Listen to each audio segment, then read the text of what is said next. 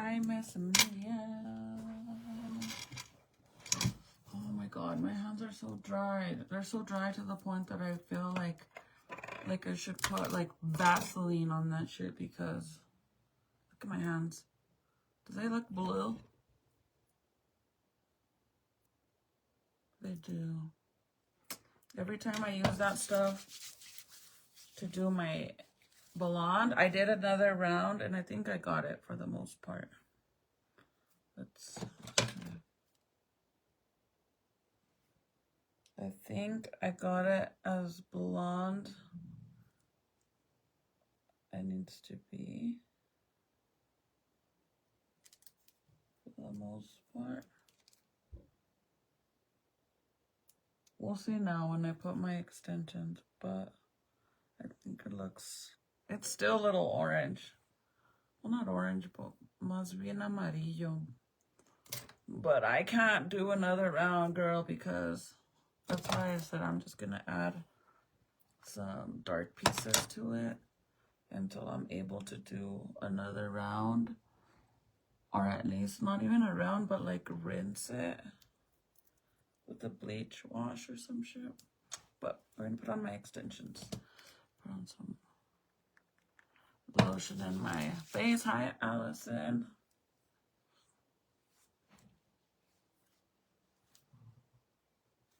I forgot. I always forget I have my contacts on. Dude, why does it look... I swear, when I did it earlier, I could have sworn that it matched. Like on point.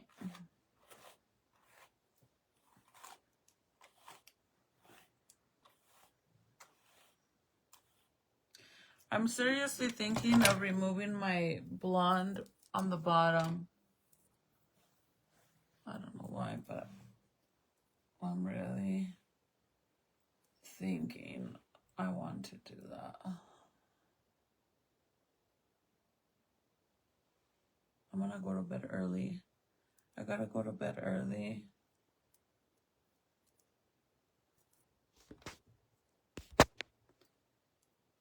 I gotta go to bed early because I am tired, like, see, on tired. Where the hell is my straight in here? I could do this little pelitos. Hi, Miss Carrie. Hey, girl. Ay, ay, ay. Oh, I have like so much to do, you guys. I'm excited for the summer. Is gonna be exciting. I have to literally determine, or actually not determine, but like basically make up my mind what color I'm gonna paint my car, because it's gonna get painted. I think he said next week. And I kind of know already what I want, but at the same time, I'm not sure if that's what I'm gonna go with. Oh, you know what? Hi, Sandra. Hello, friend. I was gonna dye my hair black, like these pieces that need to be black, but I kind of want to lift all the dark areas to brown so that way my blonde won't look as white, like as light, I guess, because I feel like since there's a black, my hair's black, it does kind of make my extensions look more.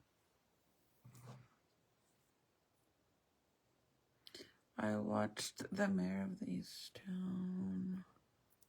You watched it? What did you think? Oh, I got it really... Look at, I got it so freaking close. There's only a few little... This little piece right here that needs to get lightened a little, but I could take that off with shampoo. The only thing is, like, I got it so good. Bitch, that shit is, I'm badass, man. Do you know how hard it is to get blondes to match? I do have, like I said, a few little up here. But the sucky part about it is like I finally got it like exactly because I kind of was working on the bottom part too to get it to lighten. And look at my roots. No mames. It was definitely a good one. I told you, girl. Hi, Lavanda. Have you ever had a... Oh, girl, yes. One time I went like this blonde, my entire head. I went that color. And then I decided to add pink. So my hair color was like pink, like my wall back there. Let's turn on my sign. I feel like we never turn her on. Like, hello? Why don't I ever turn you on? Hold on.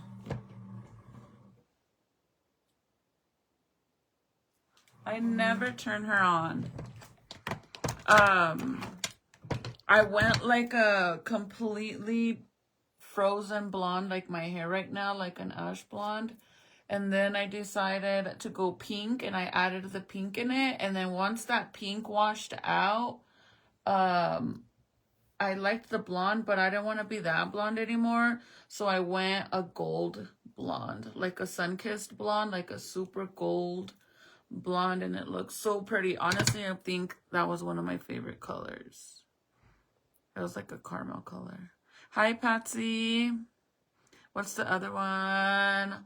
I don't know, girl, because I shared a few. I honestly don't remember. With a T. I don't remember. I honestly don't remember. I don't think I watched anything with a T. Let me think. I don't remember, to be honest. But I told you the Rhonda one was hella good, girl. Do you want to see it? I can show you a picture of it. Let me go get my phone. Titi has my other phone. Hold on.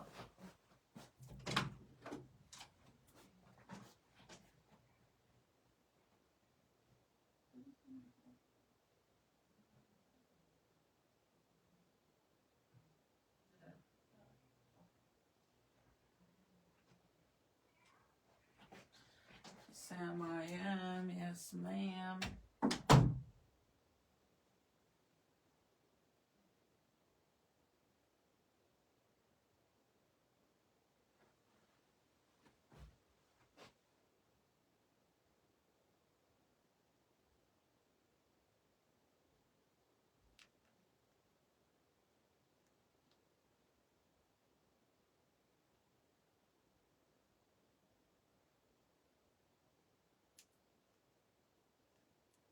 Okay, I'll show you really fast. It was like a golden blonde, but it was so pretty. And then I kind of regret removing it. I always go, girl, I've had every color you could think of. Honestly, every color you could think of. And I do it all myself. Thank you, Kristen. I've been working on doing my roots because it was so outgrown. Look at how bad this is.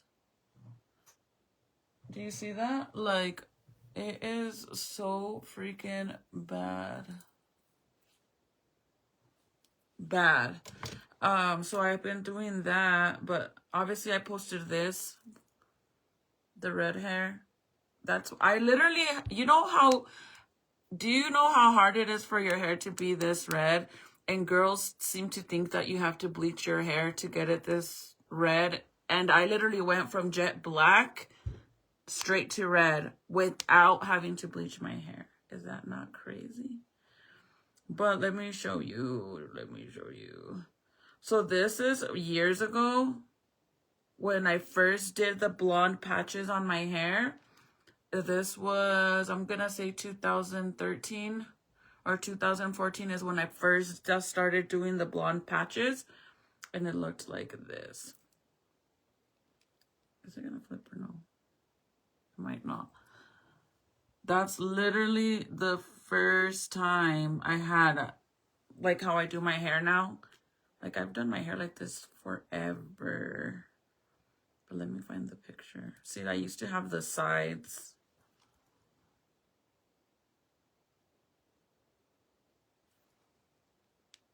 But back then when my hair was like that, my hairstylist used to do it for me. She would do it for me.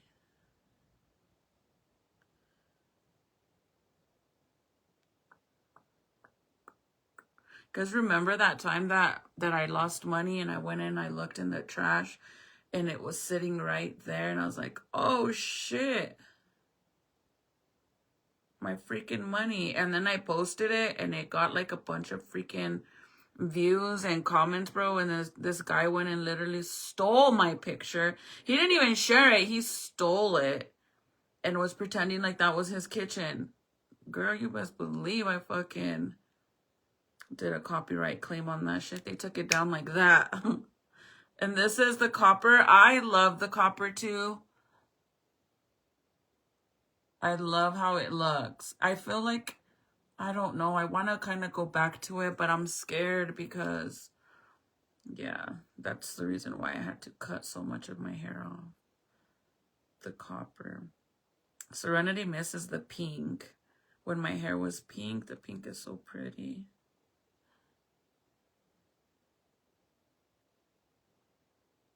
See, like I used to have the big old blonde pieces. That's the first time I ever did was just a blonde like that. Was back in 2012, 10, 12 or 13. So you know how I'm saying that I want to lighten this, all the black, I want to lighten it to a like a lighter brown, like a dark brown, because I want it to look like this. See how I have the blonde pieces? But I also, back then, my hair was chocolate brown. Not really chocolate brown, but more like a light brown, dark brown, I guess. Do you see? And that's what I want to do because I feel like with my hair being black right now, even though this is lighter, the only reason this is lighter is because this used to be blonde when I had the blonde half. But that's the only reason why I haven't dyed this black, because I'm like, I think I really want to lighten the rest of it. But if I do that, then I got to get new extensions.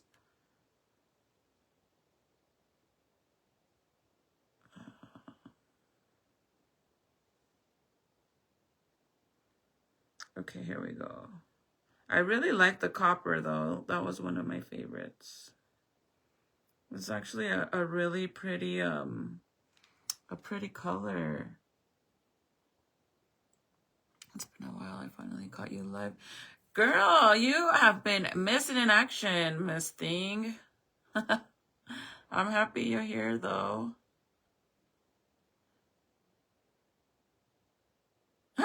I know, right, Mia? That's how it is with everything. Everything lives in my asshole. Just plain. Okay, look. Where is it? We're almost there. We're almost there. Look at how long Jaden's, my son's hair. Jaden, you know how he finally cut his hair? Look how long Jaden's hair was. My baby boy. Isn't that long? Yes, do it exactly like that. That is super cute on you. Should I change this then? From the black to the chocolate or dark brown? It's like more like dark brown, light brown. It's not actually as light as the chocolate brown. It's more dark brown. And sometimes, you guys, like when I start looking at pictures or a memory thing pops up and I'm like, oh, fuck, I miss my black hair. Like, my jet black hair. I know. I honestly don't know what to do with myself. And then when I dye my hair black and then I see myself with my blonde patch like this, I miss that too. I get like withdrawals. That's fire. Hi, Diamond. I'm doing really good. How are you, girl? I wanted to ask you, any more hoodies left mine Yes, I do, girl. I do. Just let me know which one, the Hood Barbie or the Crystal Slay. I think it should be a chocolate and a blonde. Yeah, I just don't want it too light as a chocolate because then it's not gonna look, it's gonna look more like a, I don't know how to explain it. I don't want to go that light. I want it to be exactly like how I had it in that picture. And I actually have the color of the boxes, some leftovers, and it wasn't a chocolate brown. It was just brown or dark brown. Sorry, I'm going through my pictures on my Facebook.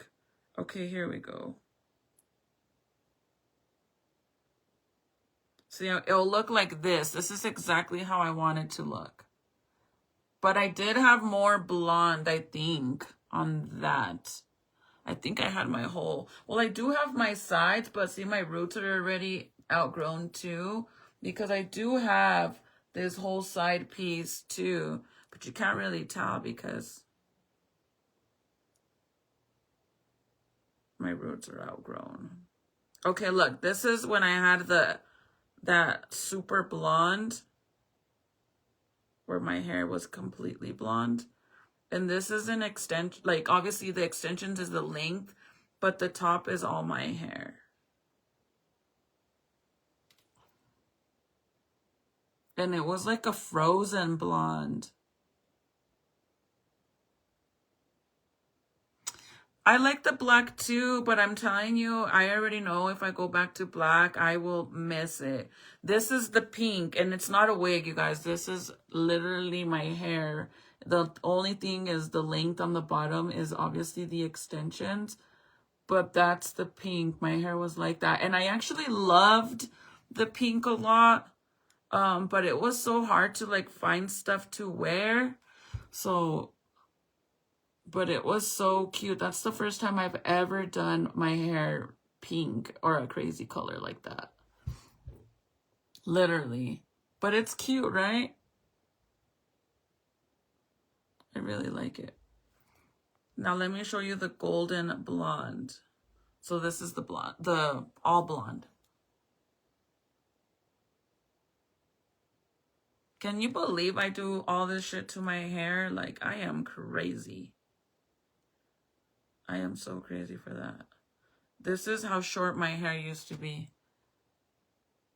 And I actually like the Dora haircut like that, which it's not obviously super short like Dora short, but that's, remember how I said that if my hair is in between this and longer than this, obviously, I don't like how my hair looks like it's an uncomfortable stage. It has to be longer than this or shorter than this. And I like my hair short like that. But if it's in between, I don't like it. No way you have 5 kids. Boy, I have 5 kids and 10 baby dads. Can you believe that? I'm like so powerful that I can literally push out 5 babies and have 10 baby dads. Isn't that insane? Yeah, I'm wild. Okay, now this is the golden blonde that I did before I went back to black.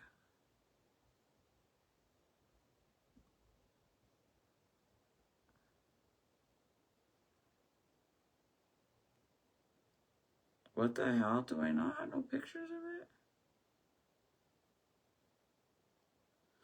I guess I don't. Somehow I always end up going back to adding the pink. I mean, the blonde in my hair. So, like, when I first met hubby, I always used to have extensions. Not extensions. I never wore extensions. I always had highlights in my hair. Always. I always had highlights. But then I started messing with my hair when I went to Cosmo and I started fucking with it and I damaged it and I messed it up. I fried it. I did all kinds. I wasn't able to do highlights anymore. So my goal was to let my hair get healthy again, and then by my birthday I was gonna do highlights in all my hair. So that's the only reason why I don't want to change it right now. I don't know. I guess I don't have a picture of my hair with the gold. I know where there's one on my Instagram, but I think Titi's logged in because she's been taking my phone, this phone, to school with her.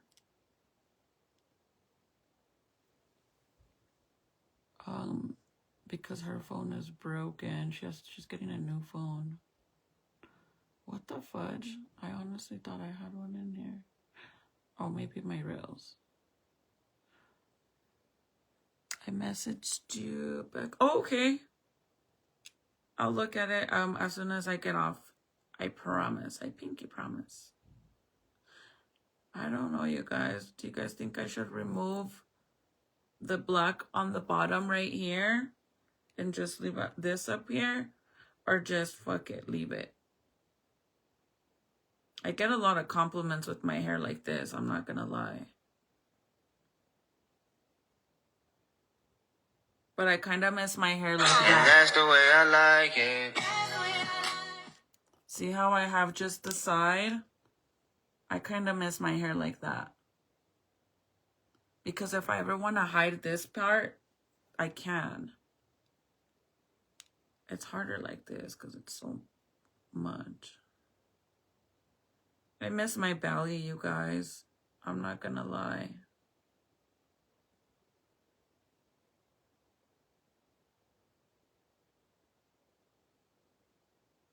I miss it. I'm sorry. I can't find it. I don't know. That's like the only one that I could think of as the real.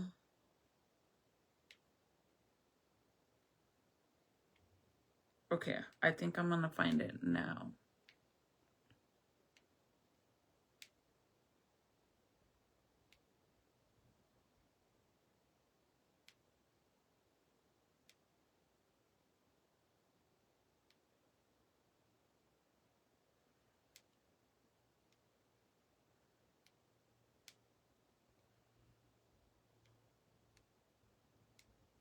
My goal is to get my hair past my bra strap, like in the back where it buckles, and not wear extensions anymore. That's the goal.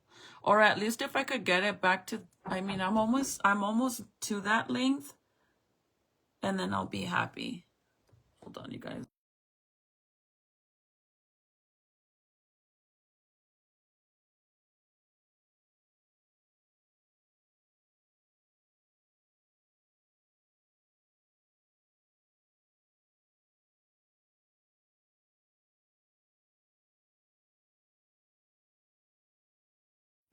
Sorry, it's my son. So, and that's with my hair being crimped, because see how I use that little crimper?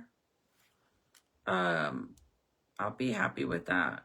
I've been wearing extensions for a long time, you guys, like a long time. And it's only because, like I said, I get on that uncomfortable stage, like the length.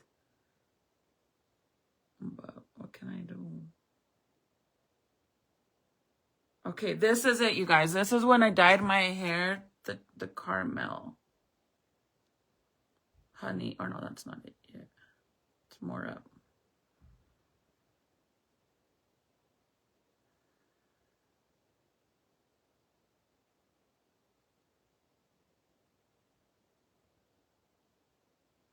It looks a little weird though because the video came out. I found it, but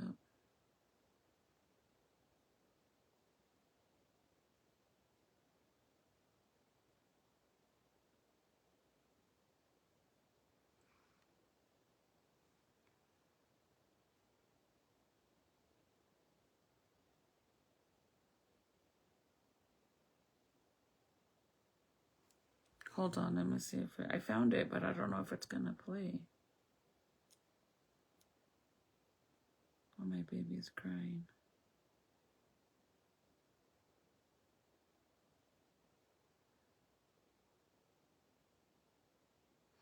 Yeah, it's kind of hard to see. I guess I don't have a picture of it. This was when. See right here? This one right here? That's when I did the gold, like it was like a sun-kissed blonde. Or is that the platinum still? I don't know. When I find it, I'll post it. What the hell? I guess that's it. I don't know.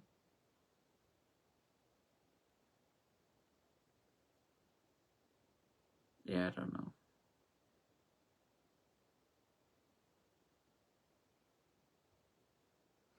See, like this color. How I had just the whole half and then the rest was black. And then in the front, it looks like half of my head is blonde and the rest is black, but it's really not. It's just one patch. Yeah, I don't know what happened to the video, I guess. I guess I don't have it on here. I never shared it on here, maybe. Or you know what? I actually started deleting a bunch of reels because Facebook was trying to claim that I had to, any money that I make on those videos was gonna go to the owner of the song that I use. And I was like, fuck that. I'm not gonna fucking, how is that even fair? I'm not gonna go and just because I use their sound. Isn't that shady, you guys? Like that if I use somebody's sound, which by the way, Facebook is the one that provides the freaking sound. And they're like, oh, well, since you used this sound and it doesn't belong to you, which, because clearly I'm not a freaking singer.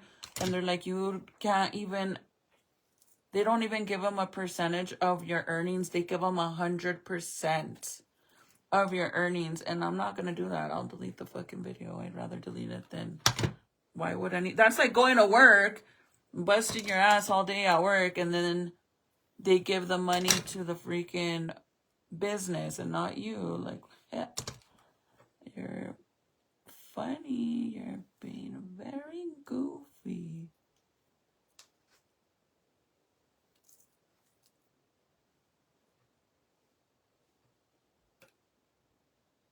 I want to get all these little pieces because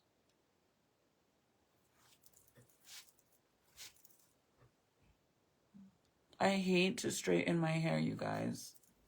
Like, I hate for my hair to look all freaking flat.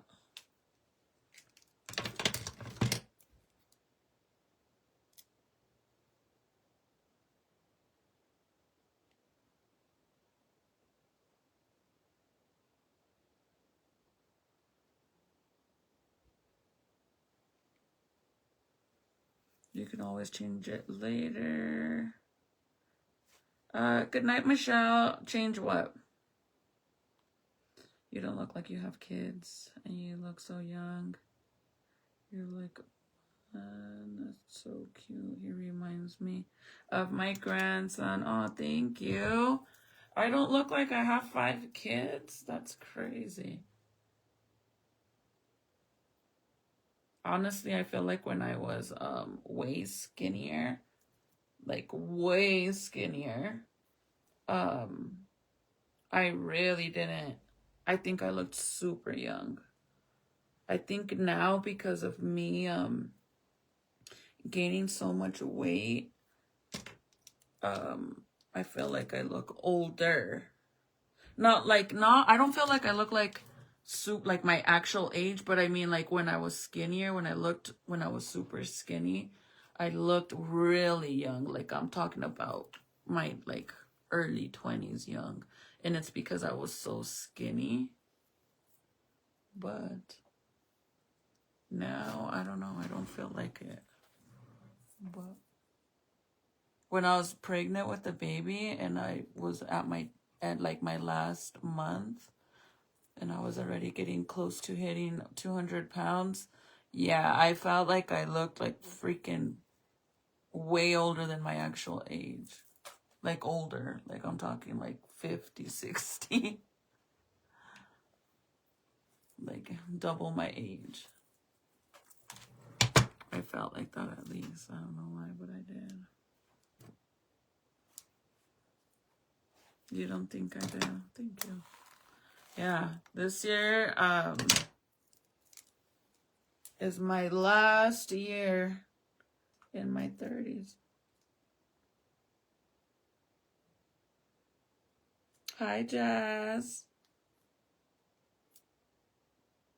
¿Qué pasa, Mufasa? Sorry, I have to look at my comments over here because over here they don't come out normally. So you guys, I have a really hard, I've already said this plenty of times, that I have such a hard time deciding, like committing basically, when it comes to buying big, like doing big purchases. Like for example, when I decided that I was gonna do my BBL, I did my research for a while, but it literally took me a year straight for me to actually commit to a doctor. And then to set your appointment, you have to give them your you have to give them like a percentage of the deposit. And since my doctors were out in Florida, I had to do everything like through, yeah, I had to do kind of like a FaceTime intake to be able to see if I qualified, or if I was too skinny to do my BBL and all of that, right?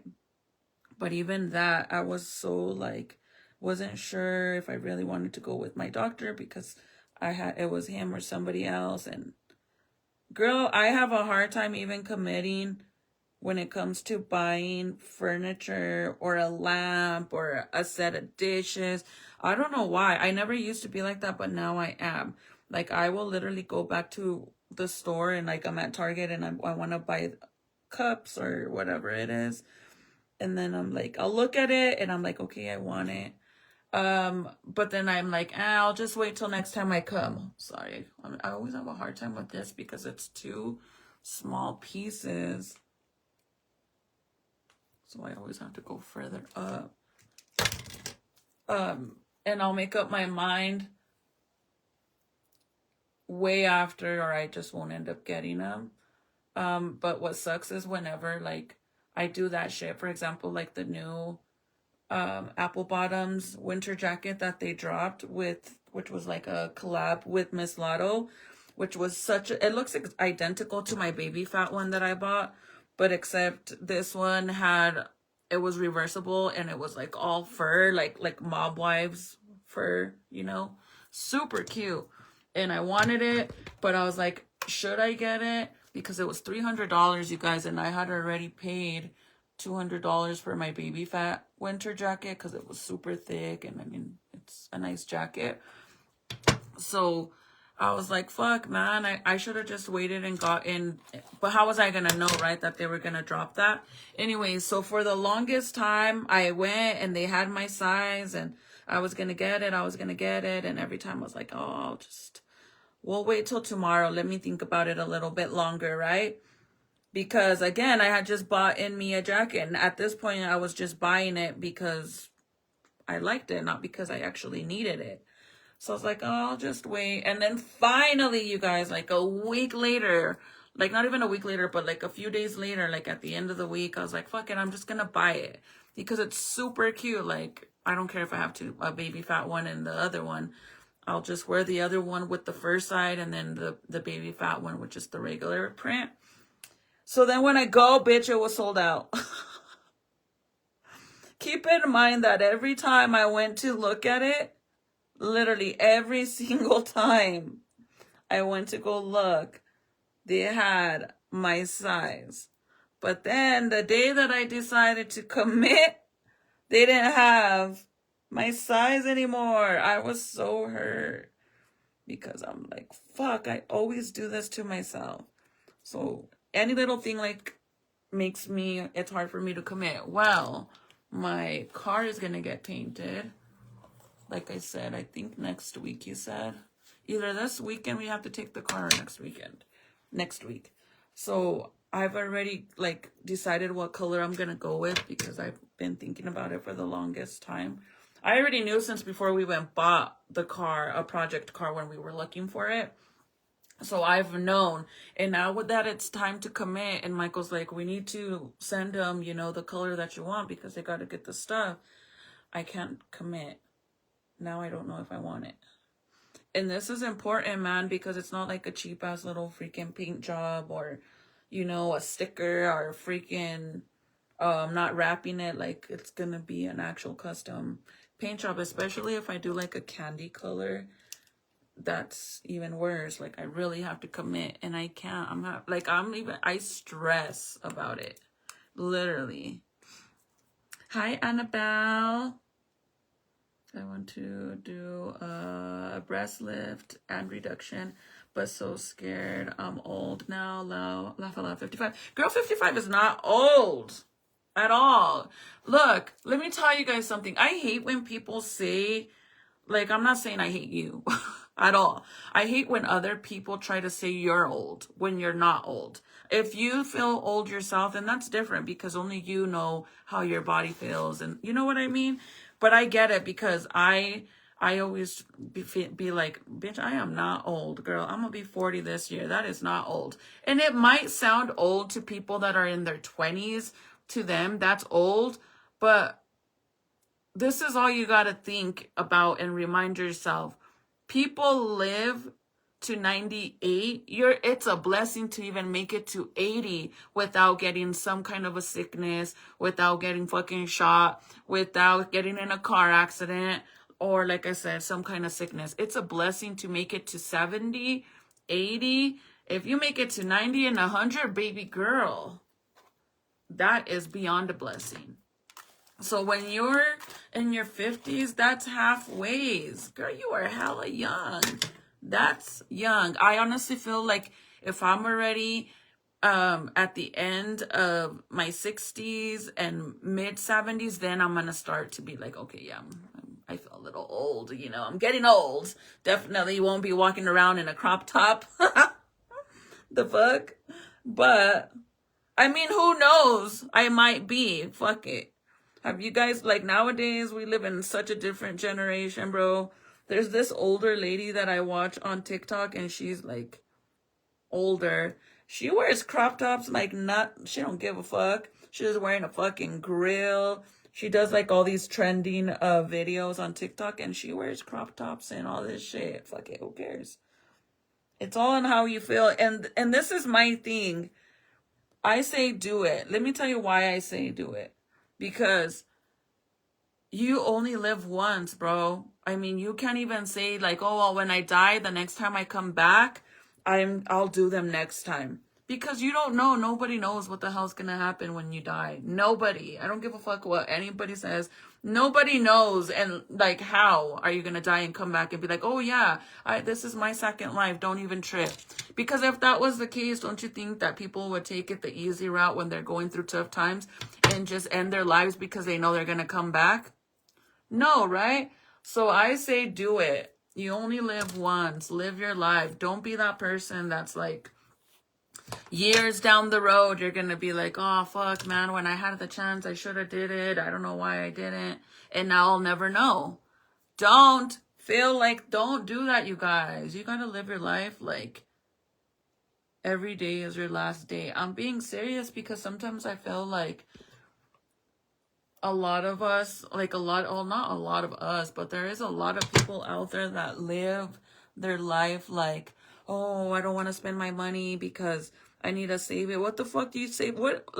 So I get to save money. I get it. But to do purchases sometimes is not a bad thing. Because what if you're saving and saving and saving and then you fucking get in a car accident?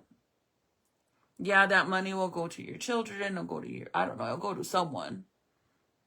But you didn't get to enjoy it because you were saving and saving and saving. Now, if you're saving money for a goal, that's understandable. If you're saving money to have money for an emergency, I get it. I do that. I get that. I got my money for my bills. I got my spending money. I got money for my children. And I got emergency money in case, one day, knock on wood, I get sick and I can't work and hubby, I still could help out for whatever reason, or the other way around. One day hubby's, you know, God forbid that his cancer comes back and, you know, he has to go through chemo treatment again and he can't go to work. Guess what? I got us. And this is why I say there's nothing wrong with being an independent woman and helping your partner pay the bills, because 2 incomes will always be better than 1. I don't care what any bitch says. If you want to be a mantenida, that's fine. There's nothing wrong with that. You want your man to take care of you, that's fine. But the day that something were to happen, don't go fucking crying and asking people to help you, because that's why it's good to have money. I'm being honest. You can't say that that's not true.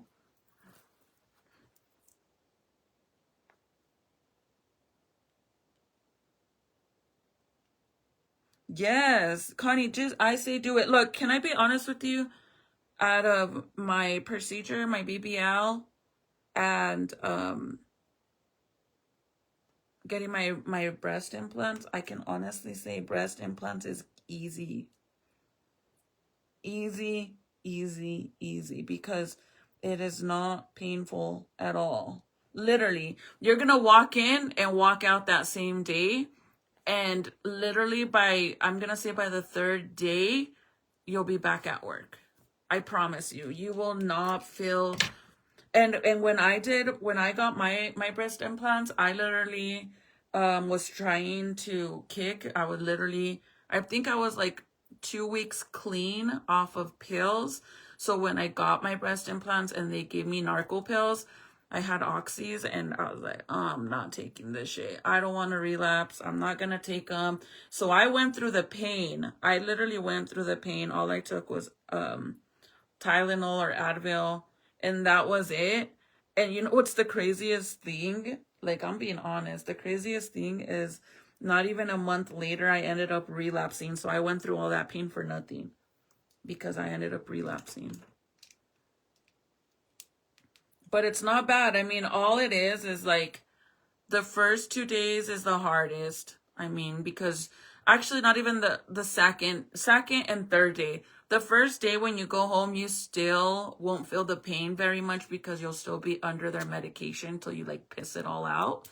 But then the 2nd day is when you start feeling them. But as long as you have your painkillers, you won't feel it. I promise you. You will be fine. Like, I know some people that go to work right away. Like, when I got mine, you guys, the same day that I got mine, I had to run around and do some, you know, errands and shit, because I didn't have a job. I actually used to make easy money back then. And I went straight to it because I had to make money. First day I got out, literally, not even a few hours, and I was out on the streets already. And then after that, I finally went home and I slept on my recliner, because you have to sleep up, like sitting up. You can't sleep on your back. You can't sleep on your back or on your stomach. So you have to sleep like on a recliner. But I promise you, the pain level for breast implants, I swear on everything I love, I'm going to say a 5. 4 or 5. I'm scared. Be put to sleep. It's not bad. It is a little scary, but like when I went to get mine done, because I went to a local doctor up here in Albuquerque, which he's amazing. I went in there, you undress, you put on all the stuff that you need to wear, you take off all your jewelry, and then they go in there and they hook you up to your IV, and then after they hook you up to your IV, they give you a little pill for anxiety, and then they give you this other little pill, and once you take that, I swear to God, I took that little pill and I was scrolling on my phone, and then next thing I know, I'm waking up and I'm getting picked up by my friend, because I was done with my surgery. Now, when I got my BBL, that shit was scary, man. Now that, I can honestly say, I literally felt like I got ran over by a freaking truck. My body was bad. The first time I got my first round BBL, hubby went with me and he took care of me. And then the second time, my daughter went with me and she took care of me. But the second time, hubby hired me like a private driver. So that way I didn't have to, because obviously Serenity couldn't drive. And I wasn't going to be getting Ubers, and I definitely didn't want to get an Uber leaving the freaking surgery place, because you know that some places have like some doctors have their own recovery homes, but the doctor I went to doesn't have that. You have to get your own recovery home or get a private nurse, or you know, like I ended up getting a suite, which was like an actual little house at a nice ass freaking hotel. It had like a full living room, a kitchen, it had everything. And then I got Michael got me a private driver, and my driver literally, since I landed, picked me up at the airport, took me straight to my doctor's office, took me grocery shopping, anything I needed. He was literally my personal driver. So, but with this one, it's 1 day procedure in and out. Same with the BBL, but the recovery is way easier. I promise you that.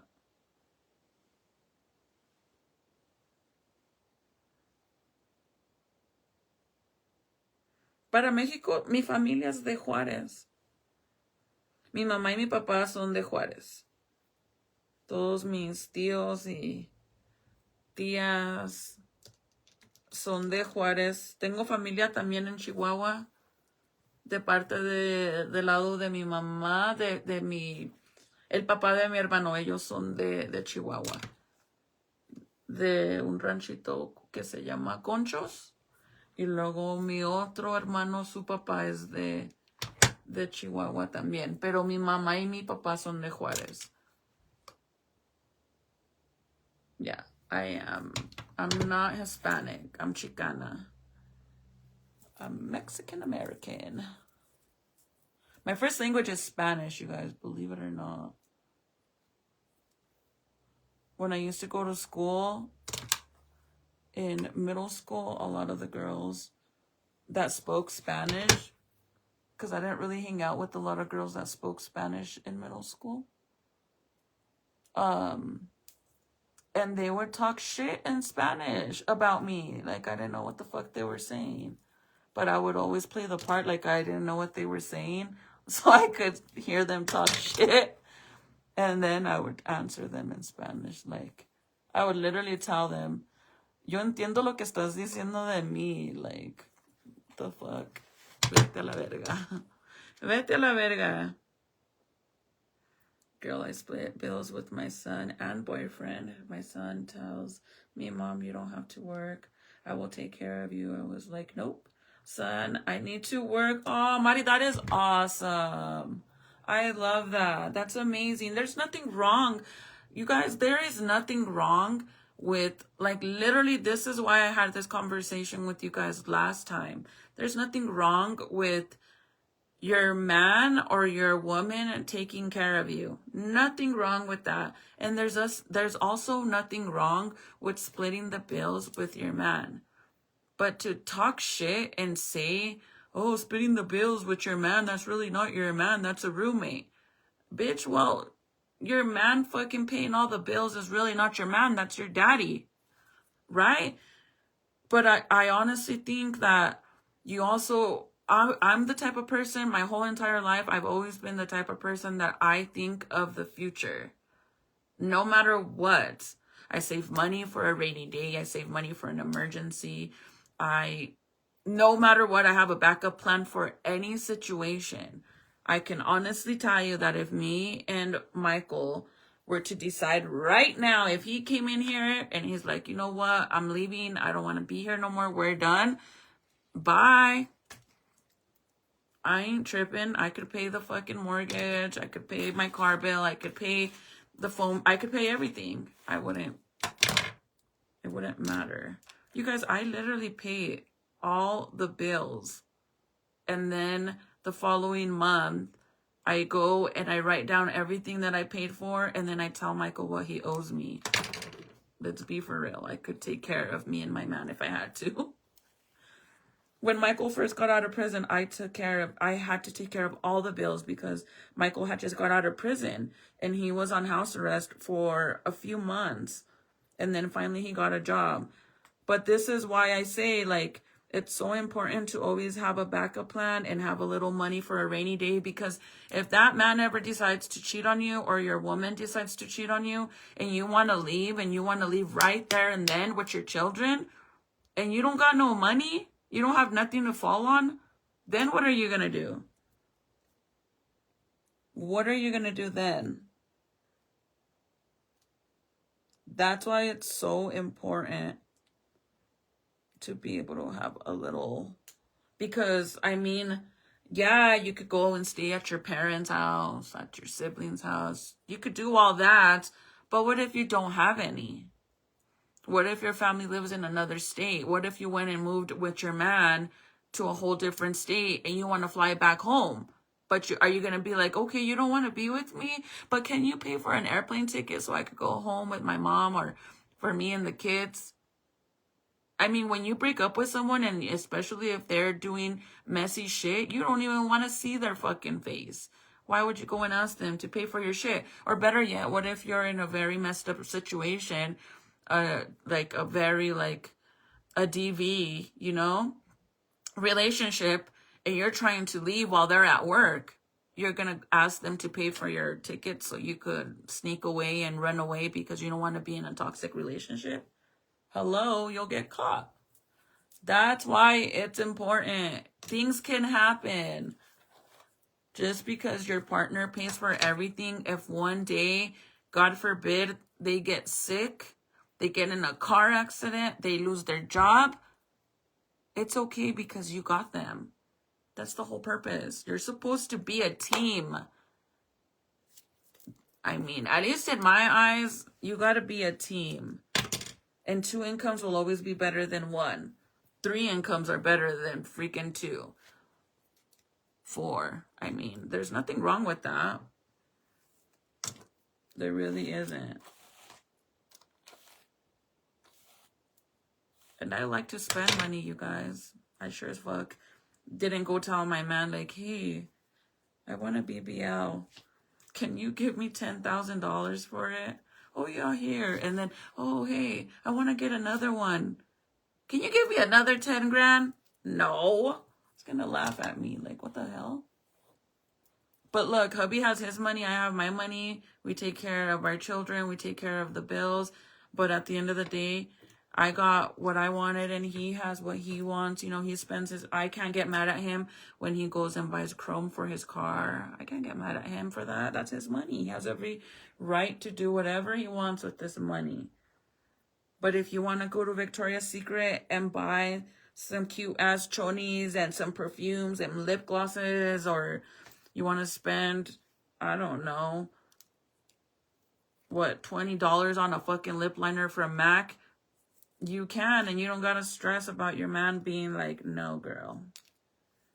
You can't be doing that shit.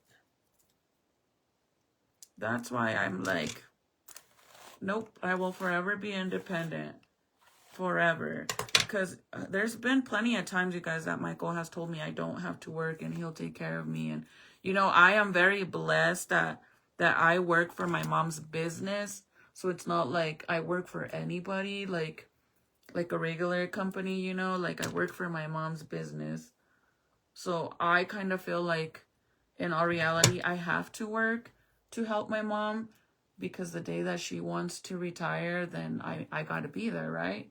So I kind of feel like even if I didn't want to, I will always be there for my mom.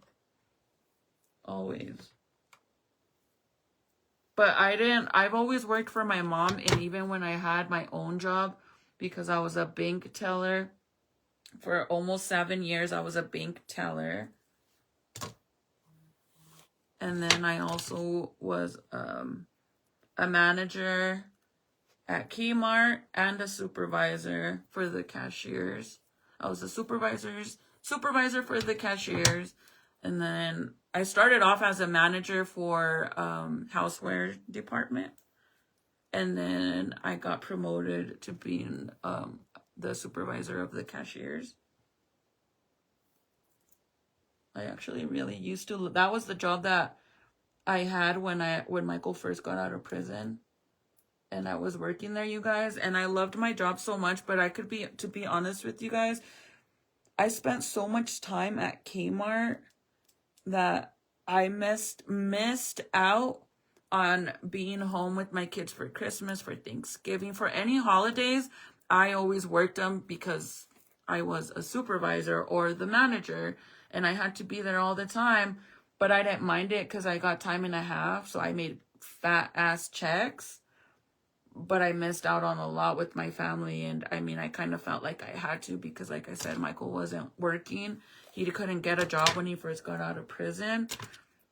And then luckily he ended up getting a job at O'Reilly's. And then he was like, fuck this, I need to make more money. So then he got a job at O'Reilly's and Lowe's hardware store. And then eventually he got a job with the county. Which, believe it or not, he's a convicted felon. So if anybody that isn't in trouble or isn't a convicted felon is sitting there with excuses that they can't find a job, bitch, you are just making excuses. Because if my man can go and do all that and he's a convicted felon, there's no reason why any other person can't get a decent job. And you got to start somewhere. You can't be picky either. I hate when people are picky like that. Like, go apply here. No, because I don't want people to see me working here. Go apply there. They're hiring for cashiers. No, I don't want to be a cashier. Bitch, you're fucking being fucking picky as fuck. When you need money, you don't give a fuck where you get hired. The goal is just to get hired anywhere and make money. And if that's not your mentality is, oh, I don't want to be a cashier. I don't want to work there, or I don't want people to see me there. You are not going to get far in life. You really ain't. I promise you that. One thing I can say, though, is when COVID happened, I might sound very cheesy, but I can honestly say when COVID happened and a lot of people were losing their jobs, especially like women, I can honestly say that COVID made me so freaking proud of women, because that's when so many girls out there, since they lost their jobs and there wasn't a lot of places that were hiring because, a lot of places were closing down due to, COVID.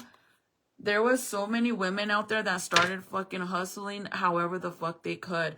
Whether it was selling cups, whether it was selling freaking face masks, whether it was fucking learning how to do something, learning how to do nails, whatever the fuck it was, they started doing it because they needed to make money because COVID, right? That shit's awesome, bro. That shit is so... I think that made a lot of women be very independent and creative. Because if you can't get a job and you gotta hustle and make money somehow, like, you gotta do it. There's nothing wrong with being a hustler at work and also, street smart as well. Not like what I used to do, but you know what I mean. Because, bitch, what I used to do was not fucking worth it. It was stressful. It was like looking over my shoulder every day. And then after Michael got in trouble, bitch, I used to be so paranoid. I literally could never... I had to sleep with my light on and my TV on or music on 24/7.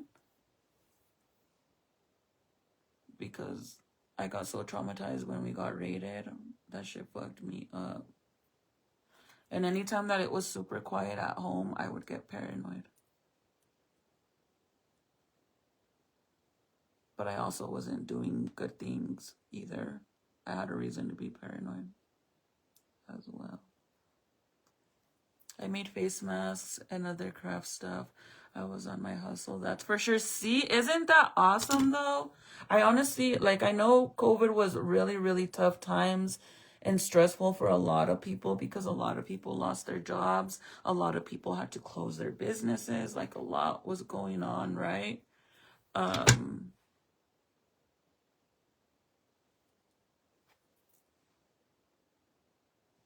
But it made so many people be creative and become hustlers.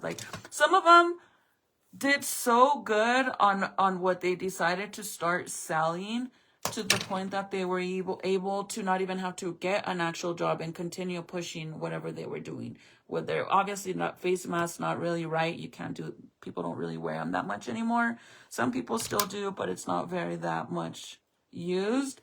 But for like a lot of girls that started selling cups, like, you know, the cute little cups, a lot of them became very successful that they still do it. Some people started making t-shirts and, you know, whatever it was. And that's awesome. I will never hate on a hustling fucking woman, ever. Ever. Ever. Hi, Lisa. Thank you, girl. I was a single mom, and it was a struggle. And once my son turned 18, he got a job and was like, Mom, you can, where is it? You can quit your job and it's my turn to take care of you. I was like, nope. Son, you save your money and, wait, where is it? You save your money and you spend your money or save your money. You know what's crazy? That's how my oldest son is, Nathaniel. He's like that too. Now that he's been working right, he literally, bro, I hate when my extensions. I don't buy him anything no more. The only thing I buy for him once in a like blue moon is food. But for the past last year, because he's been at his job for a year now, he pays for his school clothes because he's a senior this year. He pays for his school clothes. He buys his hygiene stuff. He eats out every fucking day, literally, with him and his friends. He pays for his membership. He pays for his car insurance because obviously we have him on my insurance, but he pays for his insurance. He pays for his phone bill. He wanted to upgrade his phone and get the 17. I got it for him. He pays for it. He uses my car all the time, but he puts gas.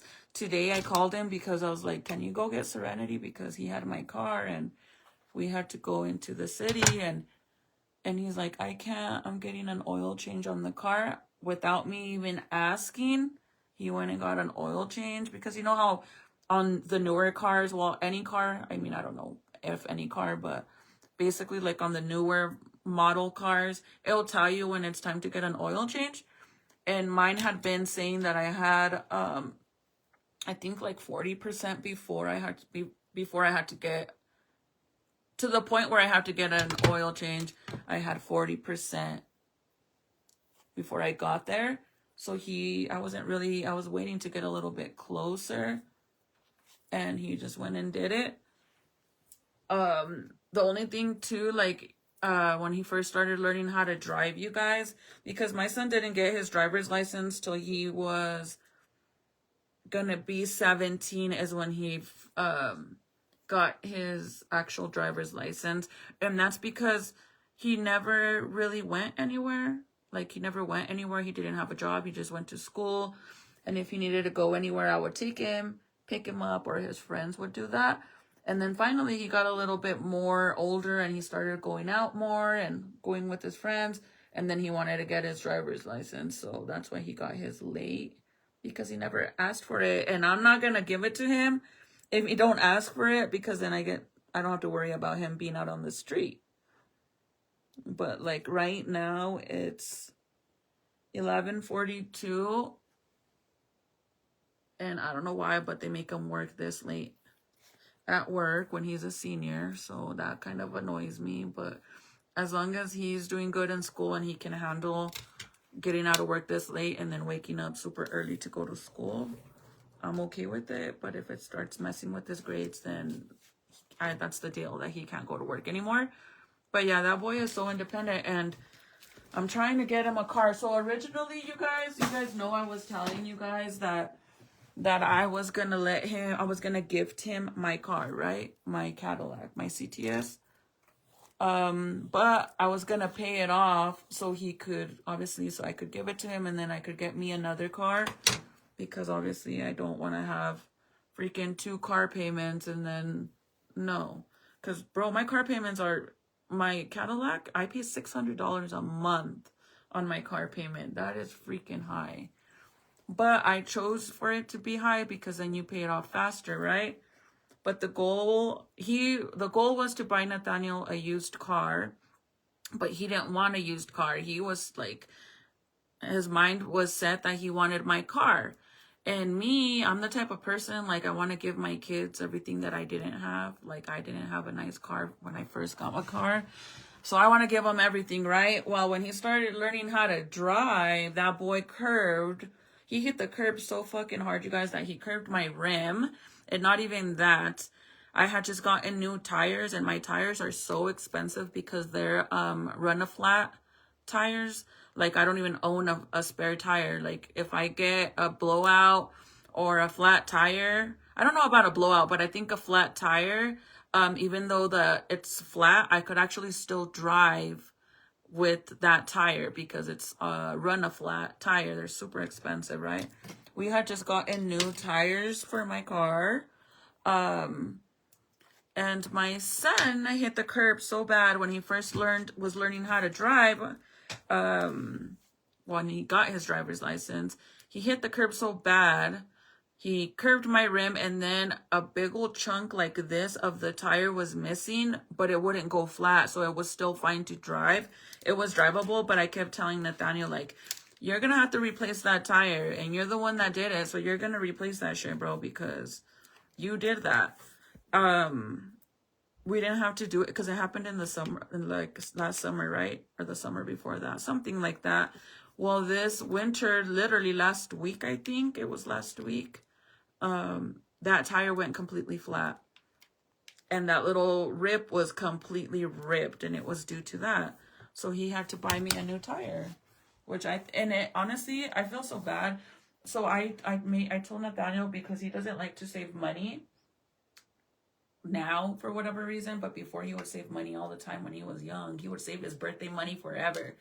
And now he eats out all the time, right? But I told him, like, I need you to start, because he gets paid every week, and I told him, I need you to give me at least $50 every paycheck to save for you, like, to save that for you. I know it's not a lot of money, but it's better than not saving anything. So every Friday, he sends me $50 to my Cash App, and I save that for him, right? Because I have access to his bank account. Even though he's 18 now, he could actually remove me, but he doesn't. So I'm like, whatever. I don't look at his stuff, even though it pops up, on my thing when I go on my online. I could see his stuff because I got him a bank account when he was a minor. But he sends me $50 all the time, and even though he had to pay for my tire, and he's like, well, use the money from that you're saving. Can you use that money out of that? And girl, I couldn't do that. Like, I feel so bad. Even though he should have replaced the tire, I still was like, yeah, I said, yeah, I'll do it. But I didn't take his money because I feel bad. Like, I don't know why, but I always feel bad. And I didn't give it. Like, I said, fuck it. At least he offered, right? And he thinks that I took it. But no, the money's there. Anyways, he wanted my car. But then, my car is like, I don't even know how to explain it because I don't really know much about cars, but my car is one of those cars that you could literally switch your car from being, like, a regular car, but then you could change it to standard, where you could, it has like the little things on the top by the steering wheel. So you could like change it to standard, right? To change the gears or whatever. Basically it's like, I don't know, I say it's for people that want to be racing and shit, because what the fuck is the purpose of it? So tell me why all of a sudden after my son started driving my car, my car started acting up, and I was like, oh, fucking great, bro. And that's why I had to rebuild my transmission, you guys. $4,000 for that shit. And I know it was my son. And the guy was telling me, the guy that not replaced, but rebuild my transmission, he literally said that what happened to my car has to do a lot with giving it, like punching it and taking off all fast and changing the little gear things like you're racing and shit. And I mean, he's a boy, you guys. His friend has a CTS too, and they're like always, I'm not dumb. I was young at one point. I could almost guarantee you that that's what he was doing, was giving it hell in my car. And that's what happened. Well, he wanted my car and wanted my car. And once he's seen how much it was just to freaking rebuild the transmission, and then he's seen how expensive the tires are, and any little thing that happens to the car, all this started happening once he started using my car. And now he's like, I don't want the car, Mom. He said, I don't want that car. I'll take anything else, but I don't want a Cadillac. And I'm like, why? He's like, because look how expensive it is. I said, they're not called a luxury car for no reason. Literally. And yes, luxury cars are for people that have got money and can afford that shit. But that doesn't mean that somebody that isn't rich can't own one of those cars. Because you can, but you have to take care of the car. You can't be fucking racing people and fucking peeling out and hauling ass and fucking, what does he call it? I don't know what he said it's called when you're not drifting, but when you're hauling ass on the street and you're kind of cutting it. How would you know about that unless you're doing that, right? And I'm like, dude, these cars are meant to be taken care of. They're not. I get the kids nowadays, they buy like the CTSs and the Chargers, and then they make them into racing cars. That's fine if you got money like that. But if you don't got money like that, then don't be doing that shit. So now I gotta go get him another car. Like, I'm gonna buy him a car, and I'm not gonna get him a luxury car, that's for sure. But my mom kept telling me, literally, she kept telling me, that's why, she's like, you should not let him get that car because it's too much of a car for him, and those cars are super expensive to fix, and he needs a starter car, like something like a hoopty or something, which is what, you know, in all reality, that's what the fuck all these kids should be getting when they first start learning how to drive. But when our kids, like if you're in my situation where you're not rich, you know what I mean? Basically you're middle class, right? And you're not rich. The problem is when they see on social media, or they see that their friends are getting fucking brand new Chargers or a fucking Range Rover or a Mercedes, and they're getting all these brand new cars, those are parents that can walk into a lot and buy a brand new fucking 2026 fucking Lexus cash. That's what that is. Girl, I can't do that. The fuck? No. But they make it hard for us parents that can't afford shit like that. Like, I could get you a nice car, but I'm gonna have to do payments on that shit. That's for sure. And the funny thing is that, like, for the longest time, my mom was saying, like, he shouldn't get that car, and nah. And then tell me why, towards the end of the summer, she's like, tell me whenever you're gonna get him a car, and I'm gonna give you some money too. And then that's when I was saying I was gonna pay off my car so my son could keep my car, right? Because I don't really owe much on this car. And my mom's like, well, just let me know and I'll help you. She said, I'll help you, because that was gonna be a gift for him now that he graduates. But now I'm kind of glad that he opened his eyes and doesn't want that. I said, well, I'm going to get you whatever I want, and I'm going to get you something that's reliable, not nothing like crazy. Or I also told him, if you want, I said, you're 18 now. We can go and get you whatever you want, and I'll co-sign for you. But you got to be responsible for the car payments, and it ain't going to be cheap. Like, dude, my car payment, I pay $600. Like, obviously, if I wanted it to be lower, I could have got it lower, but then that means that I would pay longer on it. Fuck that. I want to pay it off faster. Literally, like, I think this summer, I think I'm going on 4 or 5 years that I've had this car. And when I bought my car, I got it for, I think like for 45,000 bucks. You guys, like that shit was, and I went upside down because I traded in my Durango. And I went upside down and I got it for around that much. Around 40, 45 grand. And I've been able to, you know, do extra payments here and there whenever I can. But I have another car, you guys, at home. I have another Cadillac, a DeVille, which that's the one that, and that car's paid off and everything, but that's my car that I used to have candy painted, a two-tone candy paint car. And Serenity wants that one, and she said, I don't care if it's old, Mom, I want that car. And because she wants an old, for whatever reason, she wants an old car. And she said, I want the DeVille. And I said, okay. I said, well, the goal is to bring, because it's at my mom's property in Santa Fe. So I was thinking of picking it up this summer and bringing it home and getting it running and all that, because Titi will be getting her driver's license this year. Which actually that benefits me a lot if she gets her driver's license, because she could help me with practices, you guys. Because you guys know I am literally an Uber nonstop up and down all spring and summer with my kids' sports.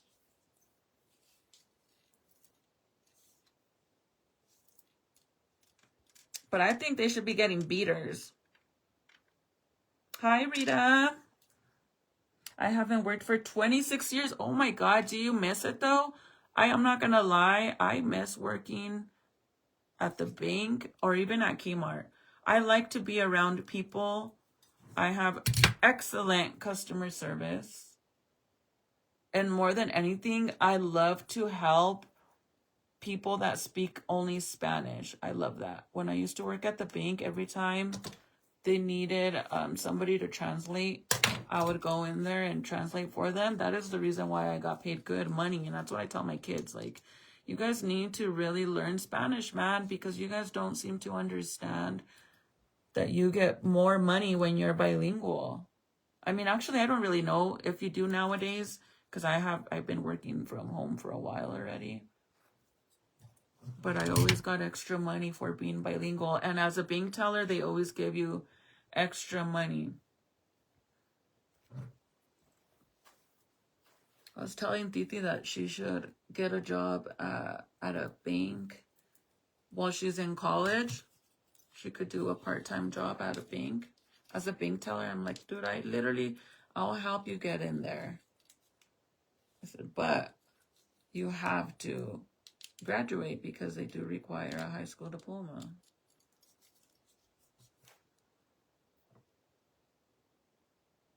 Yeah, he's very responsible, you guys. Like, very responsible. And he's very honest with me too. Like, he told me that one time he tried a vape and he's like, I didn't like it and I'll never do it again. And I'm like, well, why'd you even try it? He said, I don't know, Mom. I don't know. Because he's always said that he wasn't going to drink or do any drugs, because obviously because of my past and the sperm donor's past. So when he told me he vaped, I was like, what the hell? But I'm glad he was, you know, honest enough to tell me and then not do it ever again after that. He said, hell no. And that was recent, you guys. This was recent because, like I said, he barely started even going out with his friends. But he's 18 now. I can't even tell him anything. So I think the whole vape thing was when he was 17, when he told me. And I was so pissed off because, like, I don't let my kids do that shit. I ain't judging if you guys do allow your children to vape, but fuck that. That's how it all starts, bro. I started off smoking weed and then I became a freaking big ol' addict. So I don't want to hear it that can't happen, because it all started off with weed for me.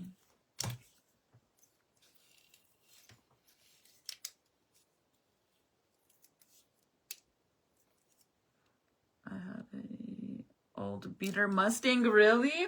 You want to know what my first car was? My mom bought a Hyundai Elantra, a little small 4-door maroon Hyundai Elantra. And for when I turned 15, well, when I was 14, my mom asked me if I was going to want a quinceañera or if I wanted the car. Bitch, I took the car. And that is my biggest regretment. Because you could get a car any day. Any year you could get a car. I would have gotten a car either way later on in life. Whether my mom gave it to me or I got one on my own, right? No matter what, I would have gotten my own freaking car. But a quinceañera, that's only one time. And I regret it so much. And that's what I tell Serenity, because she's going to be 16 this year. And she didn't have a quinceañera because she was getting in trouble. So you guys remember, I went to Juarez. I put a down payment on her dress. Bro, I lost the money to that. And it wasn't, dude, I put $500 deposit for the fucking dress. And that's the whole reason why I also didn't do payments either, because she was acting up. So it hurt me so much not to give her a quinceañera, because that's all she ever wanted since she was a little girl, and so did I. I was going to live my dream through her, but I sure as fuck wasn't going to give it to her the way she was acting. Fuck no, I'm going to reward you with that. So she didn't get one, and now that she's going to be 16, I'm like, we could do a sweet 16 as a quinceañera still, because that's what my prima did. 2 of my cousins did that with their kids. Instead of quinceañeras, they did sweet 16s, but it was basically a quinceañera. The big dress and damas and all of that. But I don't know if she wants to be honest. It kind of seems like she doesn't want one, and that makes me sad. Because I really wanted her to experience that, but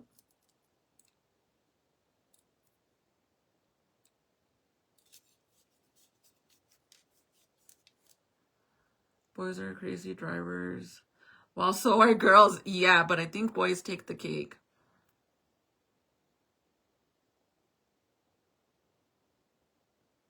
La Santa Muerta, ya no manches. ¿No te da miedo traer eso? La neta que siempre que veo a gente que le reza a la Santa Muerte, algo mal les pasa. No que estoy diciendo que te vaya a pasar a ti eso, pero realmente siempre veo que la gente que hace eso, yo no me da miedo. I'm scared of that shit.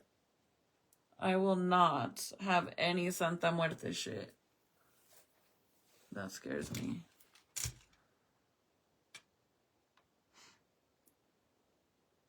Girl, I wanted my son to get a used car, and he was like, no, he bought himself a 2021 Kia Fort. Is it Fort? He pays $544. Oh, hell no. And he was like, dang, Mom, it's so expensive. But he was like, I wanted this car, so it's my responsibility to keep it up.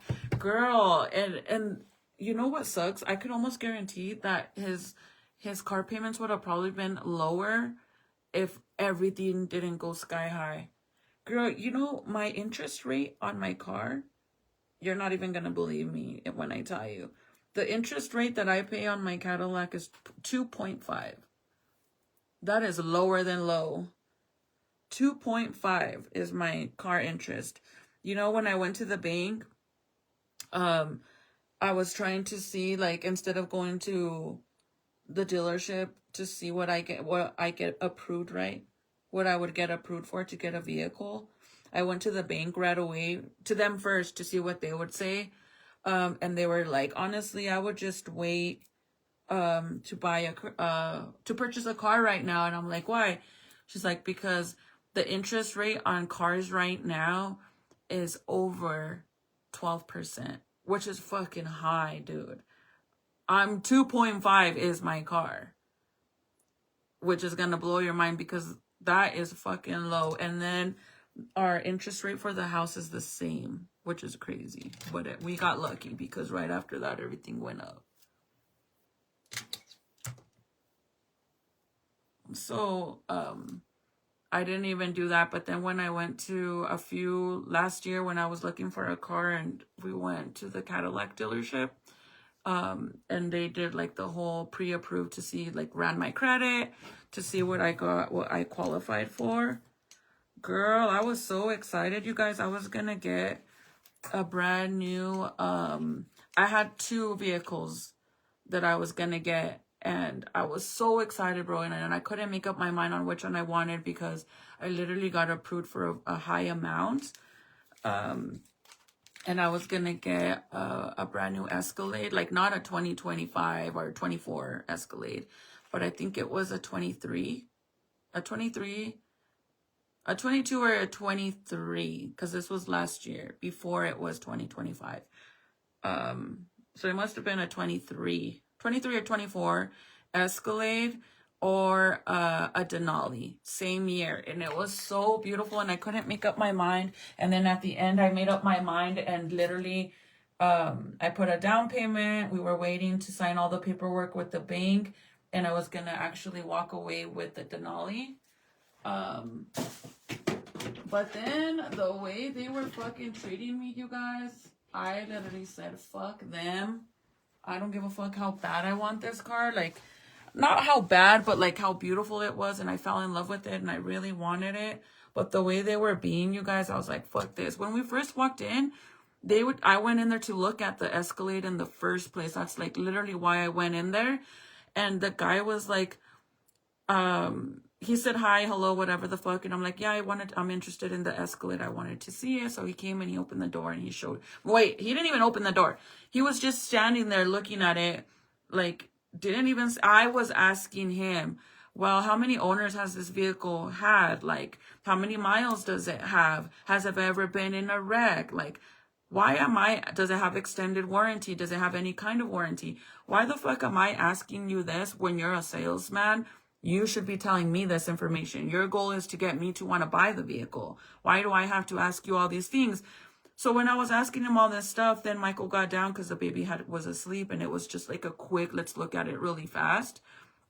And then Michael finally got down because the baby had woken up and I was talking to the guy like outside, right outside of the Escalade. And then finally when Michael got down, the guy was like, well, we do have these ones over here, which was totally it was an Escalade, but like a smaller one. I don't even know what it was. And he's like trying to push for me to get that one. And I'm like, yeah, I said, I'm not interested in any of those. I'm interested in this vehicle. I said, is there any way you could open it so I could look at the inside? Like, dude, that shit was insane insane. So then he's like, he went and got it, opened it, and we looked at it or whatever. And then, he says, what does he say? If you like, we could run your credit and see what you get approved. And then we could go from there. And I was like, okay. So then we ran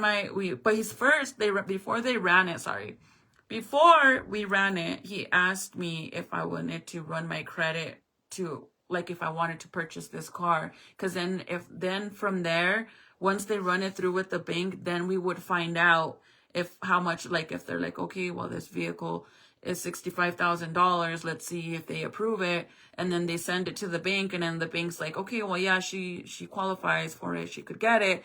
Or no, the amount's too high, but we're willing to give her a loan for $40,000, $50,000, whatever it is. And I was like, yeah, that's fine. So then he ran it. And when they said that I was approved for it and I actually was approved for more than what the Escalade was worth, bitch, tell me why he was like, oh, would you like a water? Do you guys want to have a seat? And his attitude changed. He literally was treating me at first like I was window shopping.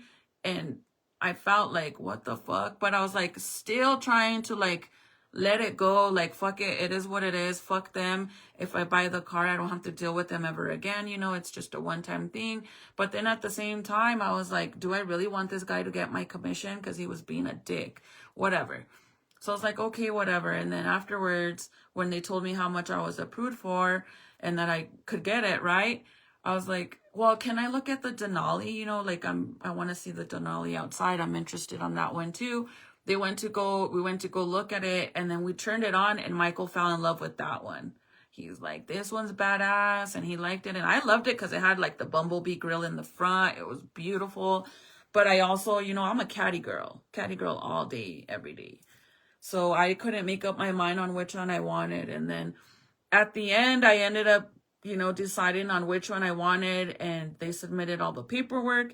And for them to put the sold tag on it, I had to, because it was already towards the end of the day, so there was no way that the bank was going to be able to finalize the paperwork to send it back. So that way I could go ahead and, you know, buy it or whatever. But the guy was like, we could go ahead and just put a sold tag on it. That way nobody comes in. You know what they do? They bullshit you. That way nobody comes in here and tries to buy it. Like, dude, you're closing the store. You're closing the dealership. I don't think anybody's going to come after hours and buy it. But whatever. I was like, okay, that's fine. So I put down the deposit that they asked for. And the guy's like, if you change your mind for whatever reason, we'll give you the money back. I was like, okay. I put the deposit. But then the next day, dude, I didn't hear from him. Keep in mind that I got approved. I wasn't pre-approved. I was approved. So then they required, you know, my check stubs and fucking W-2 forms, all that shit. So I had emailed all that stuff over and whatever. Then I didn't hear nothing from him. And then here I go again, being the fucking salesperson, reaching out and asking questions and what was going on, like what was happening. And he wouldn't return my call. All this shit, dude, it was like a fucking mess. And then finally, I was tired of their shit. And I was like, you know what? Fuck this. I don't want the fucking car no more. I don't want nothing. And I want my money back. Then the fucking guy was playing games, saying that they weren't going to give me my money back. Not the salesperson or the guy that did the paperwork, but their boss, because they weren't there. The guy was off or whatever. And he was like, oh, no, he said, we can't give you your deposit back once you sign the contract. We can't give that money back because we lose business by even putting a sold tag on it. And I'm like, bullshit, because that's not what this guy said. And he's like, well, I can't really say anything because he's not here. And I'm not going to do this. He said, she said, bro, like he was being a dick. I was so pissed off, dude. I literally went into the dealership and I said, I want my fucking money, bro. Like, I don't give a fuck. You better give me my money. And I ended up getting my money back, but I didn't get the vehicle. I was so sad because I really wanted it. I was so happy. I've always been the type to know that when you go into a dealership, never go in there with high hopes that you're going to walk out with the car. It's always better to expect the worst and hope for the best. So when I left, I was kind of sad, but whatever. At this point, I'm like, it is what it is. I didn't give a fuck. I could get a car somewhere else. I just didn't want to give that guy my commission, like whatever commission he was going to get off of me. I was like, fuck that, dude. Like, there is no reason why I should have to be the salesperson. As a salesperson, your goal is to make sales. So why were you being like that? Like, why was he being shady like that? And afterwards, he was being a big old dick too. And we ended up reporting him to the actual general manager. Not the general manager that was being a dick saying he wasn't going to give me my money back, but to his boss. We literally reported him or whatever. And I guess they said that, you know, if you guys want, we can work with you guys and we could run the whole thing again and you don't have to deal with them. And I'm like, fuck that. No, thank you. And now the problem is, you guys, is that if I want to get an Escalade or a Cadillac in general, there's only one Cadillac dealership in Albuquerque. So I refuse to go back over there. I will have to find one somewhere else or go to the Cadillac dealership in Santa Fe, which that's where I bought my car originally. But I kind of put it on hold because I was like, you know, it is what it is. And I honestly don't even really want to get a new car, to be honest with you guys, because I kind of feel like I really want to just pay this off and not have a car payment for a while. I've had a car payment for a long time, you guys, and I would like to have those extra funds, you know, and not have to pay a car for a long time again. But then sometimes I'm like, it sucks, like when we want to do family things, that we all have to go in the truck because my car is so small. And then that makes me feel like, fuck, I need an SUV. We just had the baby too, you know, so now we have that car seat. But do I really want a car payment, or just pay off my car and not have no more car payments, and then buy my son a used vehicle and not have car payments at all? But I don't know what to do, because like I said, it kind of sucks when you want to travel and you have to rent a vehicle or go in the truck. But normally, like, we get a rental. When we went to Arizona, we got a rental, and we got a Jeep, what is it? A Jeep, Grand something. I don't know, but it was fucking beautiful, you guys. That car was insane. I'm not even gonna lie. It was actually better than the Escalade that I was gonna get. Like, the whole way up and down, I got a back massage in the driver's seat and the passenger seat, up and down, you guys. That thing is insanely beautiful. I fell in love with it so much, but dude, they are so expensive. I think they're like 80 grand. Like, that shit's insane. No. 80 grand is insane. And hubby's like, one day I'm gonna get it for you, Chris. One day, watch, one day. And I'm like, I'm okay. Honestly, old me, 23, 24, actually 25, 26, Chris would have been like, I'm taking it. I want it. I don't care how much my payments are. I don't care if they're being assholes. I don't care how much the interest rate is. I don't care. And then I'm going to get rims, and then I'm going to paint it or candy it, or, you know, that's the old me. Now I'm like, I don't really want a car payment. My car's brand new too, you guys. It literally barely has any miles because I don't really go anywhere. I just go to, you know, the sports with the kids, and my son puts more miles on it now, more than me. Nobody has ever smoked in my car. It's only had one owner before me. It's fully loaded. It's a nice car. It's 4-wheel drive. It's a really good car. But once my son started driving it, I had to rebuild the transmission, and yeah, it sucks. Maybe try looking for a SUV cash when you have extra money. That's the thing, is that I'm scared to do that, because that is an option and I can do that. I could do that right now if I wanted to. The thing is, you guys, I bought, before I got my Cadillac, when I got pregnant with Jaden, I bought a Dodge Durango Hemi, which are like the fully loaded Durangos. Oh, it was so beautiful, you guys. Literally, black on black. Let me show you guys. I love that car so much. Like, that was my baby. I got it brand new. It came with rims already, like the blacked out rims. Beautiful. I got in a car accident, you guys. I was able to fix it. I did an insurance claim. It got fixed. And I wrecked it. I think I only had a month with it when I wrecked it. It was bad too, but I was able to fix it and all of that. Then one day when we moved to Rio Rancho, we were going to Santa Fe, and on my way to Santa Fe, all of a sudden,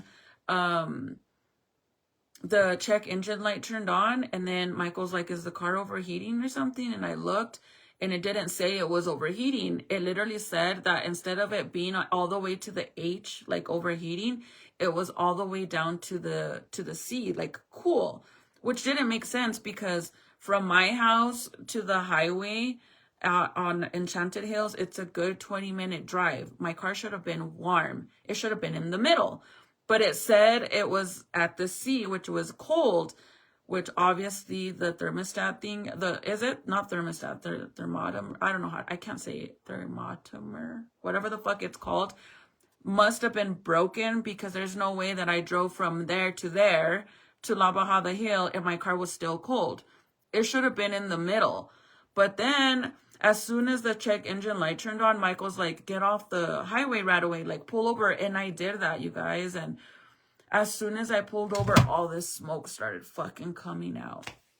Bitch, I literally had to get a new transmission. I was so fucking pissed. I had bumper to bumper coverage, and their excuse was that due to the car overheating, and supposedly I drove it for a long time overheating, which keep in mind, I never got any fucking messages that the car was overheating. I got the check engine light when it was already gonna overheat. It wasn't smoking.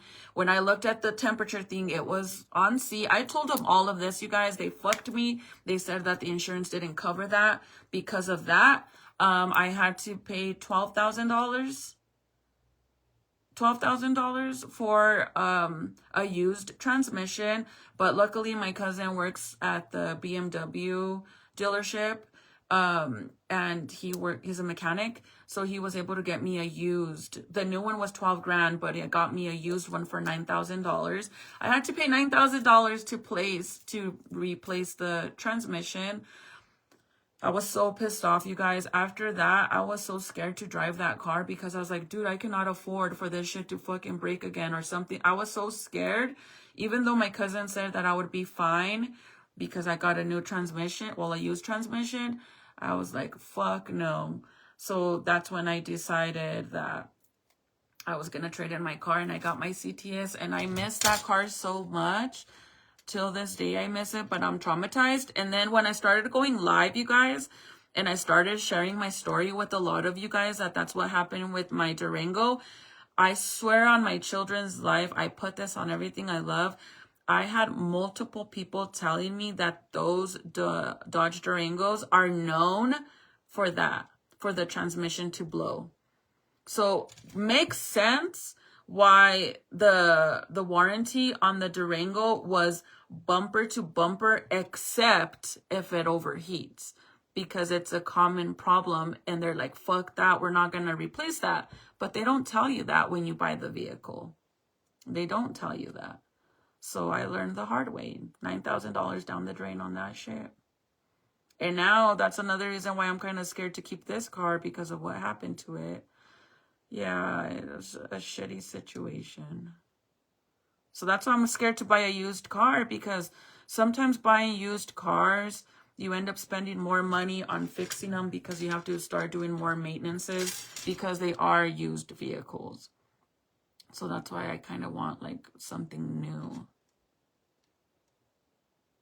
How do I freaking switch to my personal account from my Crystal Slayy'z? I don't know how to use this damn phone, you guys. I don't know. Oh, here we go.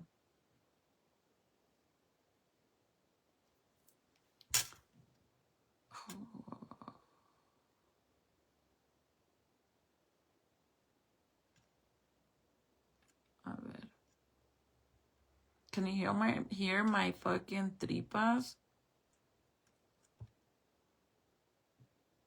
I'm hungry, you guys. We got KFC for dinner, and I didn't really like the chicken. So I only eat one piece, and I am hungry now. Let me show you guys my car. I loved it so much. And it's so funny, you guys, because everybody, when I lived in Santa Fe, all these fucking younger kids, like the boys, they would drive up next to me and they would rev their engine like to race me, because like I said, my Durango was a Hemi. Bitch, I'm like, I'm a mother.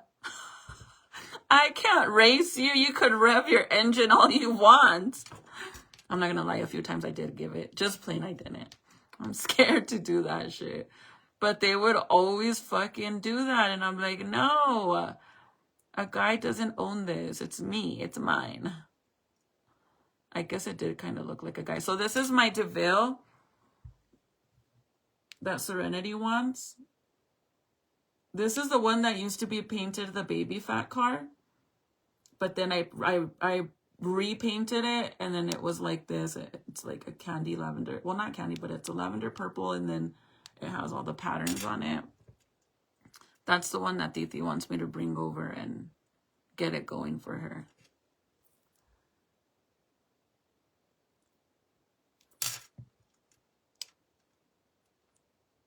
That's the one that's already paid off for. That's the first car, one of my first cars.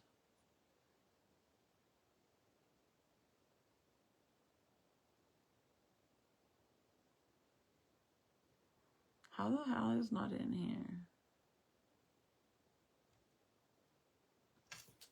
Every time I want to show you guys, it's like my pictures vanish. because this is my personal account, so.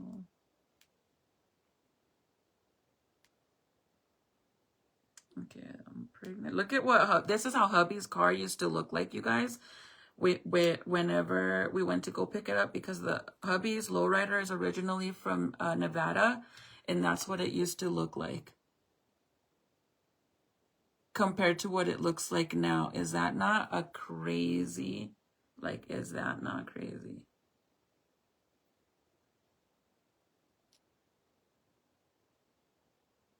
This is when we first bought our house. Look at how little my baby was. Look at him.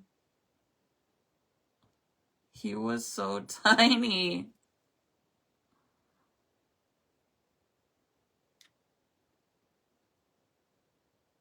Okay, I think this is when I bought my car.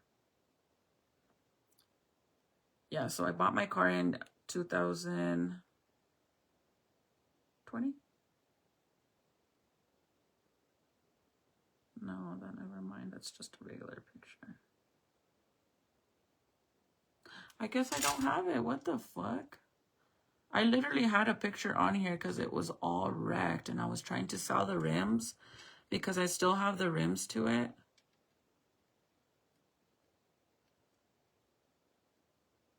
I wonder if they got deleted.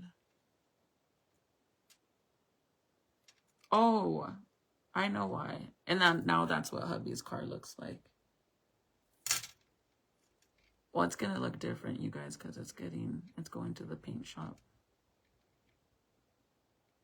Maybe it's on, it is on my main account.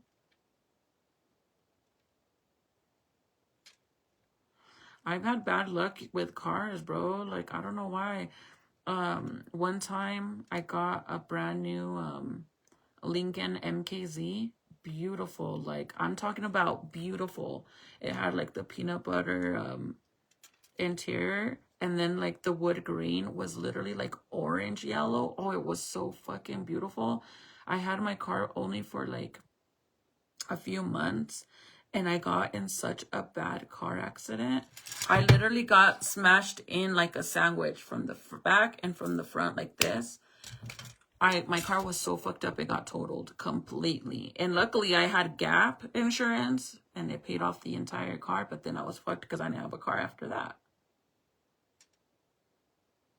So yeah, I have some bad luck, girl. So this is what my car,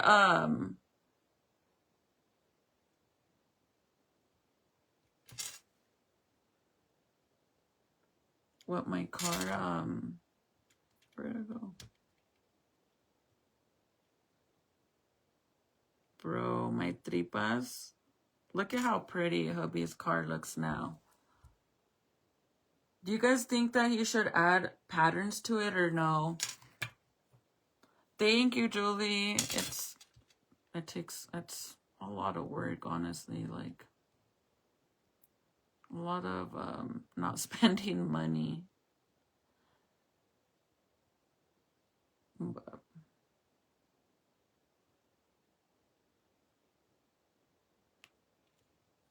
I'm trying to find my Durango. I actually think the Durango was such like the perfect car. It had like the 3 rows.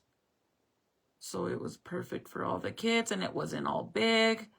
Perfect. Look at my handsome son. He's so handsome. This is for his prom.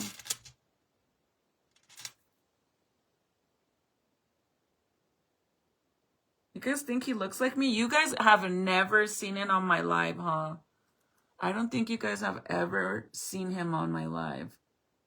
Like, you probably just hear him in the background here and there, but he don't really. Look at Titi. Baby girl, she's so cute.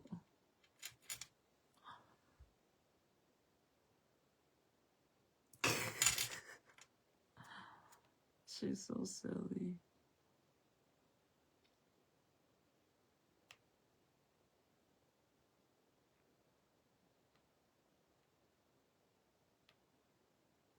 Sorry, guys. I'm trying to find it to show you guys, but I don't know if I have it.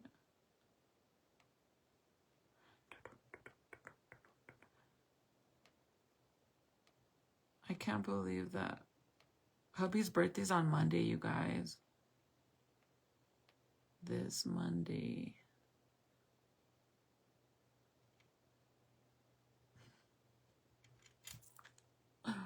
You guys seen that movie? I actually heard it's a good movie. I'm not gonna lie.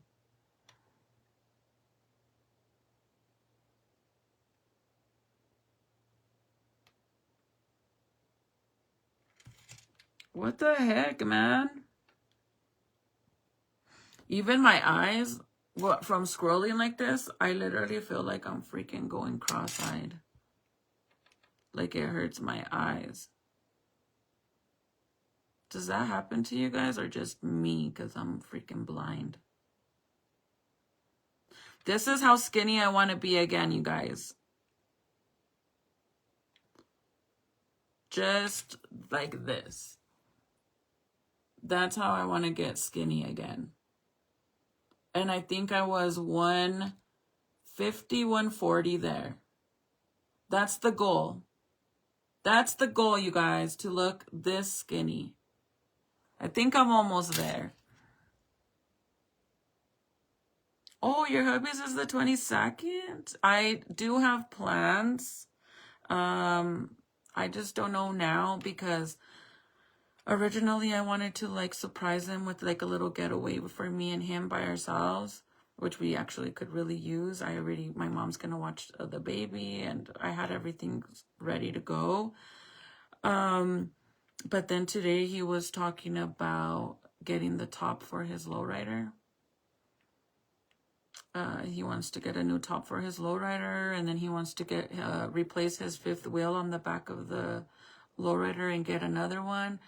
I kind of wanted to buy him that instead of doing what I was gonna do, because that's a lot of money too, to stay where I wanted to stay and all the stuff that I wanted to do. I'd rather just get him, like give him the money so he could use it towards getting his stuff for his car. Bro, I'm not gonna lie that my eyes are hurting scrolling through this. Is that normal?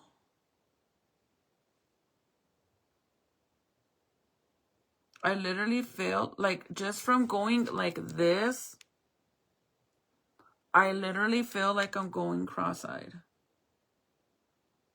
And my eyes hurt.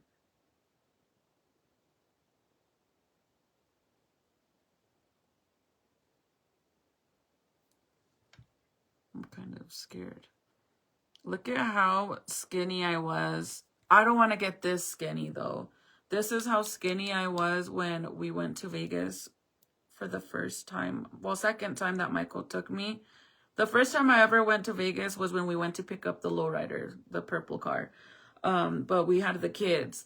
The first time we went to Vegas by ourselves was this time, but look how skinny I was.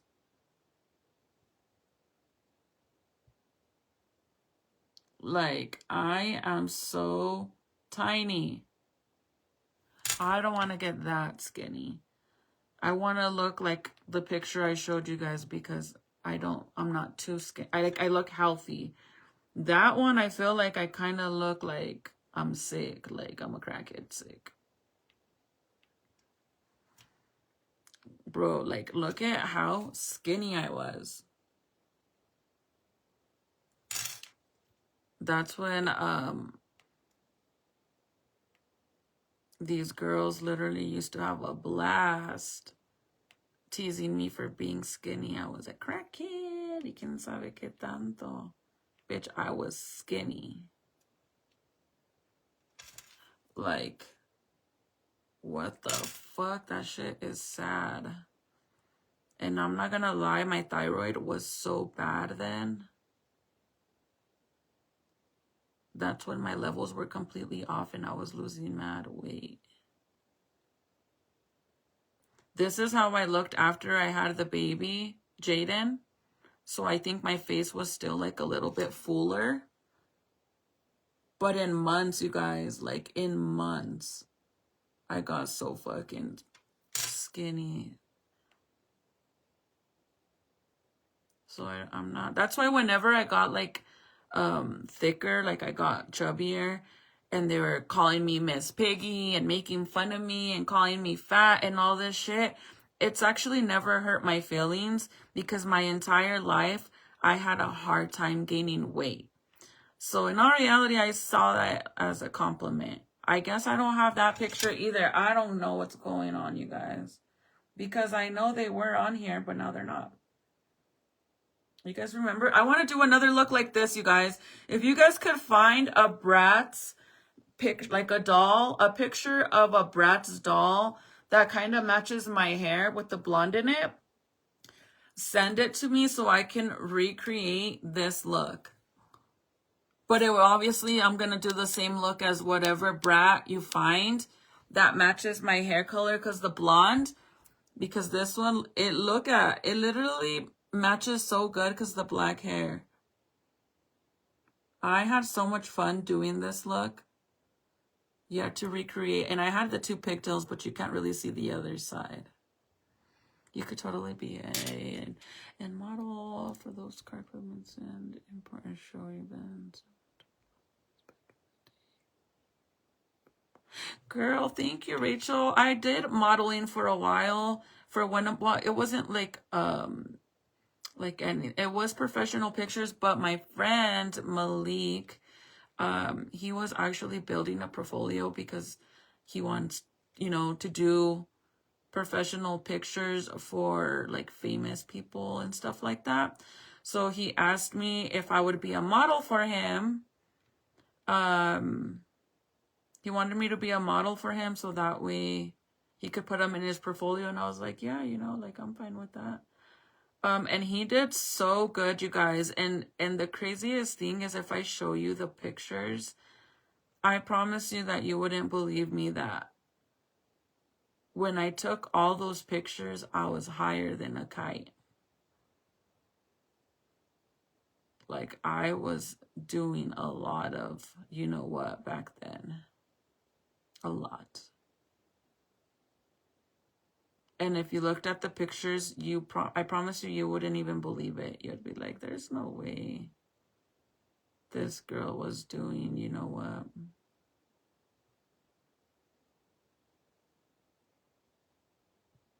But again, I was a functioning addict, so I don't think anybody would ever know that about me, which is kind of sad.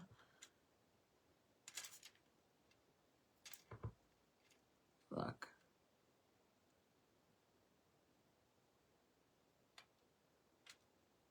I'll show you 1 or 2 if I find it, because apparently all my pictures are missing from my account.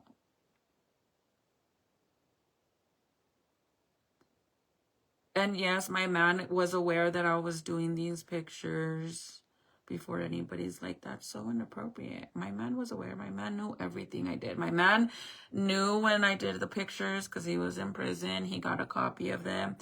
He knew when I would go to the strip club, he wouldn't get mad, you know. I just had to fucking behave and not act a fool.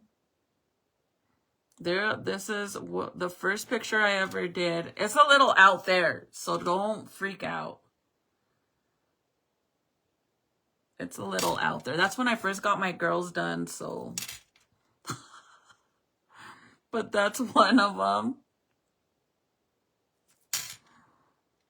And then this one. And I think this is probably one of my favorite ones. But I never did like completely nude pictures. Hell no, my man would freaking kill me. I think this is my favorite. Like these ones.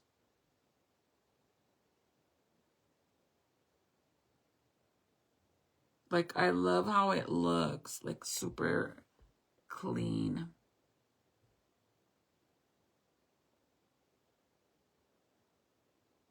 Oh, you got it? I still have to send you the other one, Rachel, but did you get it? Was anything broken? That always scares me because when it goes far, I always feel like, fuck, I hope nothing breaks.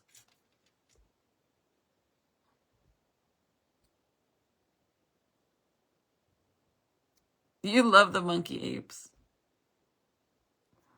Girl, those,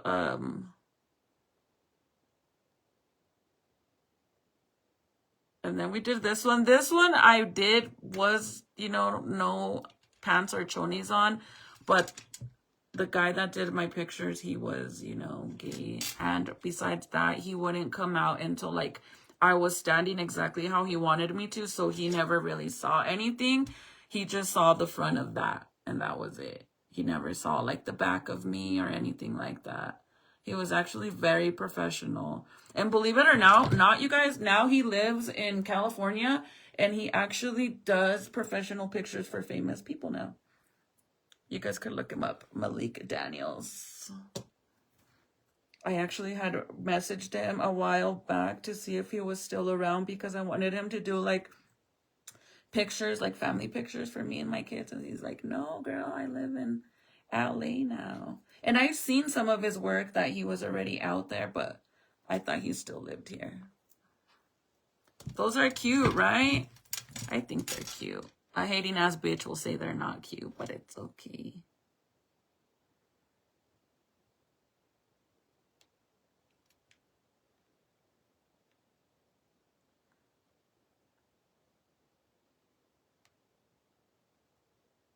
But believe it or not, I was higher than a kite there.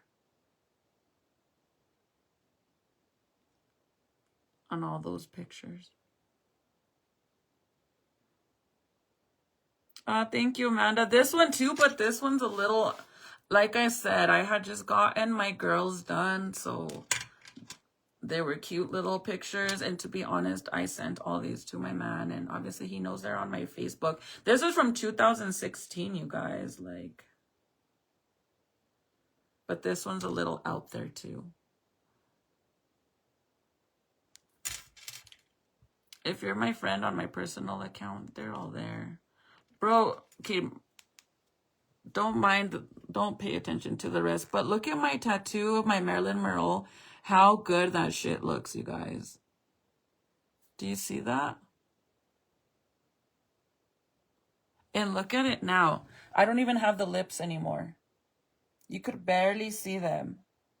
It is so faded because I'm so dark. But the basketball, the ones that I just showed you, those were my favorite ones. Like this one, I was so skinny, bro. Like, so skinny.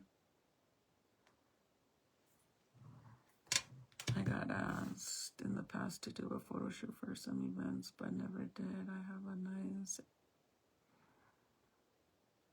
Oh, you should have did it, girl. That's what I'm saying. If you get the opportunity, just do it, because later on in life, you could say you did it and you don't regret it. And it's not like you're being a hoe or being not like, you know what I mean? When I did my pictures, I had so much fun with it. Like, you feel so like, it makes you feel like, ooh, I'm cute. It really does. I had fun. I really did. Let's see. Like, now he does like professional shit. He's doing his big one in LA. I'm so proud of him, you guys. Like, he's fucking badass. And I was able to do, be part of his portfolio to get his gigs. That's him. Well, that's not him, but that's his work. He's badass, you guys. Like, he has, I have videos too that he did of me, but look, these are his videos. Like, I don't really know what these are for, but these are on his page.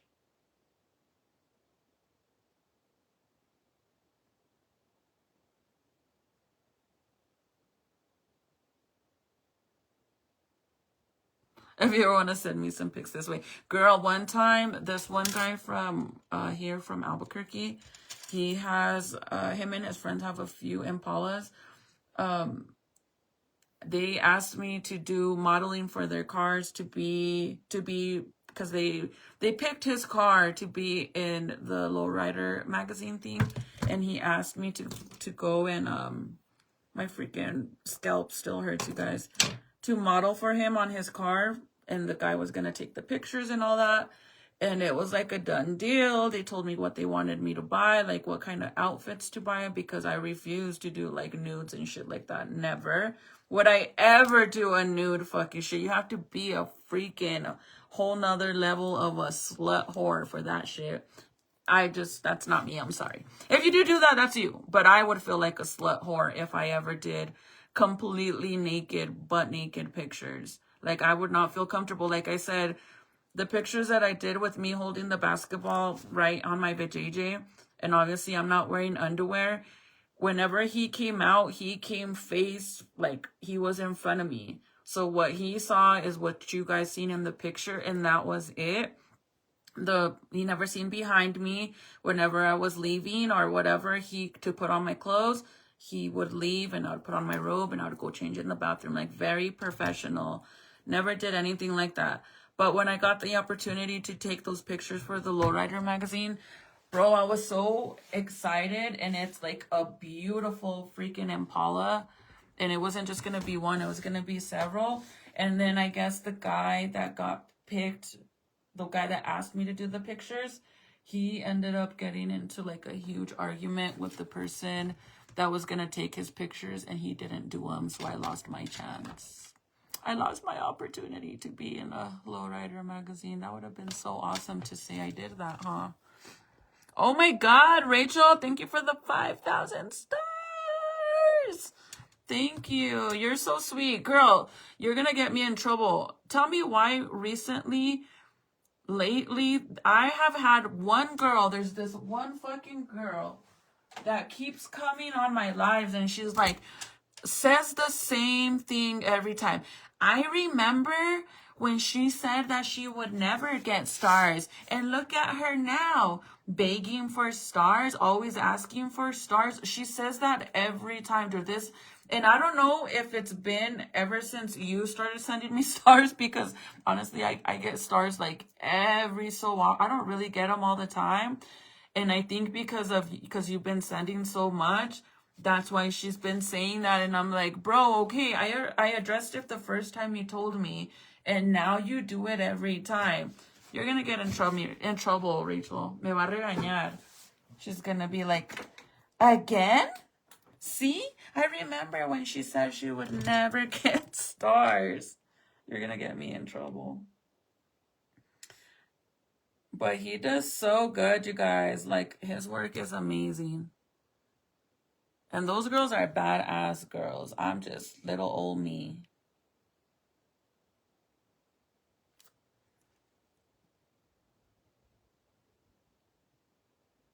Bitch, I was this little skinny fucking skeleton girl taking pictures. And since I had just got my girls done, I was like, fuck it. I'm going to take some cute little tasteful pictures of my girls. Not all the way out, but show them a little bit. And this one, dude, this one you could so tell I was higher than high. Look at my eyes. Higher than high on that one. But this is probably one that I really liked. I just wish I wasn't wearing freaking polka dot underwear.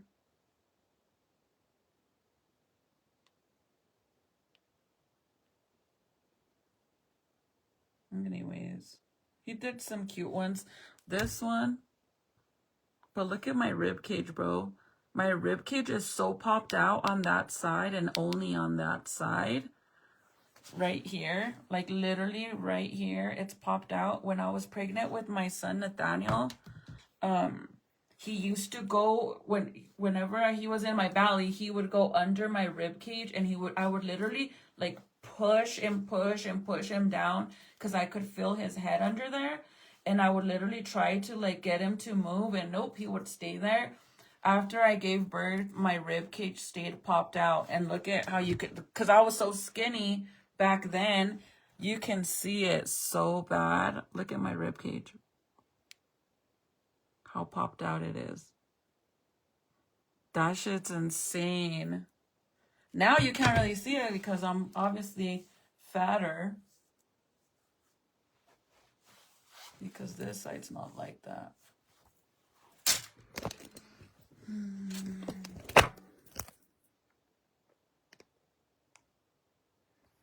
I hope you're having a good day too.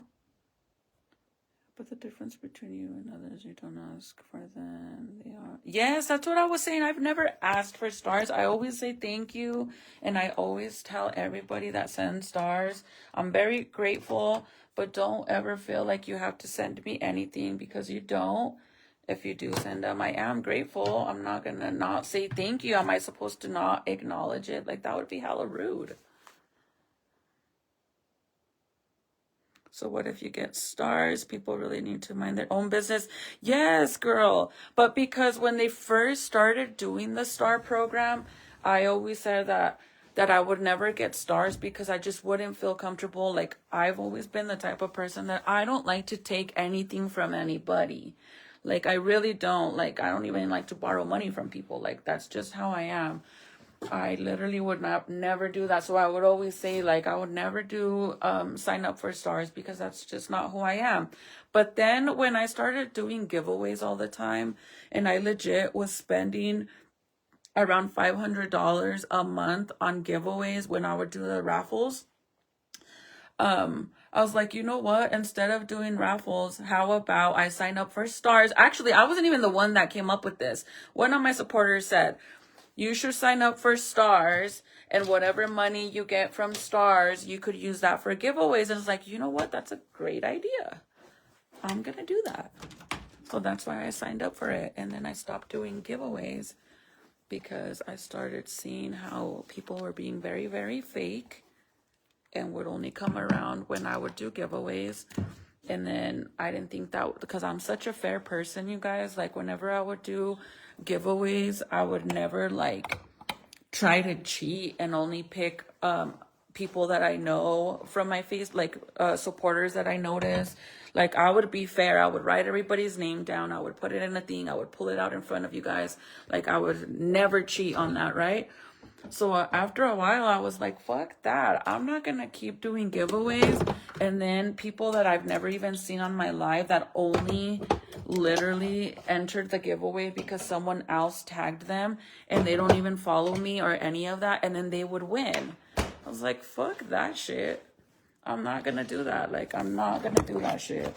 So I stopped doing giveaways because of that, because I really felt like it wasn't fair towards you guys that actually deserve to win giveaways, right? So I just never turned off my stars. That doesn't mean that I'm begging for stars. I really need to dye this. Look at how light this is. I really need to dye it. It looks horrible. I'm tired, you guys. I need to go to bed. Look at my bags under my eyes. They are bad. Every time I say I'm going to go to sleep, I stay up this late with you guys. It's because I don't have a life, you know. I don't have a social life, so that's why I stay up all night, you know. I got to stack my receipts, baby girl. I got to stack my receipts. Sweet cheeks. Tomorrow I need to do another purple and blue shampoo on my hair, because I feel like it's still a little yellowish. But people are weird, like, and you know what always, well, one thing that I will never understand, you guys, is like, no disrespect or anything, but like, let's keep it 100, okay? It bothers you for me to get stars from my supporters, right? Which, again, it doesn't happen all the time. It's once in a great while I get stars, right? But it bothers some people, okay? But why does it bother you when you're not even the one sending them? Angela, where do you work, girl? Angela, can I ask you something? So do you pay monthly to have your page certified? like to have the check mark? Do you pay monthly? Because I mean, I have the option to do that. Like when it first came out, I got a notification from Facebook basically saying like if I want to pay to be to get the certified check mark or whatever, that I can, but I have to pay monthly. And then they have a few different programs which they offer different things, right? I've never done it, but I see that you have yours. Whenever you signed up for it, did you notice any changes, or do you like it? Does it benefit you, or you think it's basically the same shit? Because I've seen a few people saying that they paid for their page to be certified, and their page remained the same. Literally remained the same. Their page didn't grow. They didn't get more followers. Their income didn't increase. Nothing. It literally, the only thing that they saw was the check mark and paying every month, and they didn't see anything change on their account. Like nothing. So I'm just curious if that happens.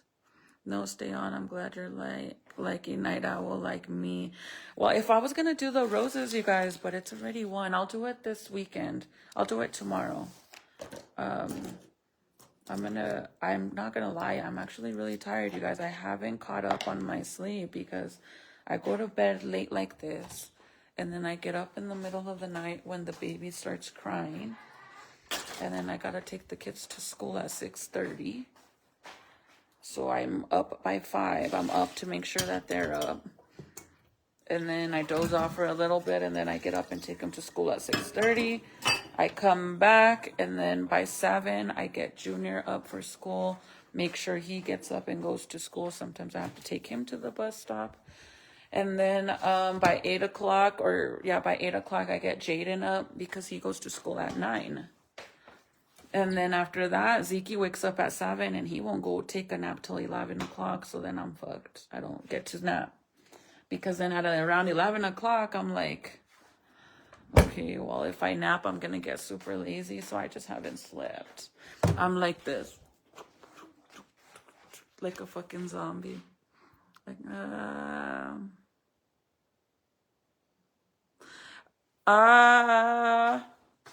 honestly, I have no idea if they do work or not, to be honest with you. I don't know if, I mean, the reaction button is supposed to help, but I don't really know if it does, to be honest. It used to help back in the day when I first started going live.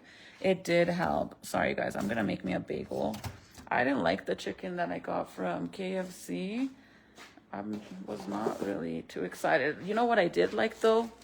The jalapeno. Maybe I'll eat a little piece of chicken so I could eat some jalapeno. So I'm gonna pause it. I'm gonna make me a bagel with some cream cheese for now. But let me warm up a piece of chicken. But when I first started going live, the more the reaction buttons would get pushed, the more it would basically kind of indicate to Facebook that people were enjoying your lives. And then it would push your video out more. But honestly, I don't think that shit works anymore. I'm not gonna lie, I really don't. My work at the airport. Girl, that's awesome. I get all excited for you. That's exciting. That's awesome. Whenever we got our car rental to go to Arizona, we paid for an SUV, right? And they didn't have any at I think we went through Enterprise, I don't remember, but they didn't have any, right? So they basically made us go to the airport to see what they had, and then that's when they gave us that Jeep. But it was like the fully loaded brand new one. I don't know what it's called, to be honest, but it was fucking badass. Because, you know, the airport has the most car rentals drop off over there. So we're like, yeah. Because you don't get to pick what car you want. You could only pick like a small car or a luxury car or a medium-sized car or an SUV. But you get whatever they have available, right? You don't really get to pick specifically what you want unless it's like an actual luxury car. But that's awesome. Did you get attacked today from your live last night? Wait, never mind. Don't answer that. Not trying to start shit. No, I mean,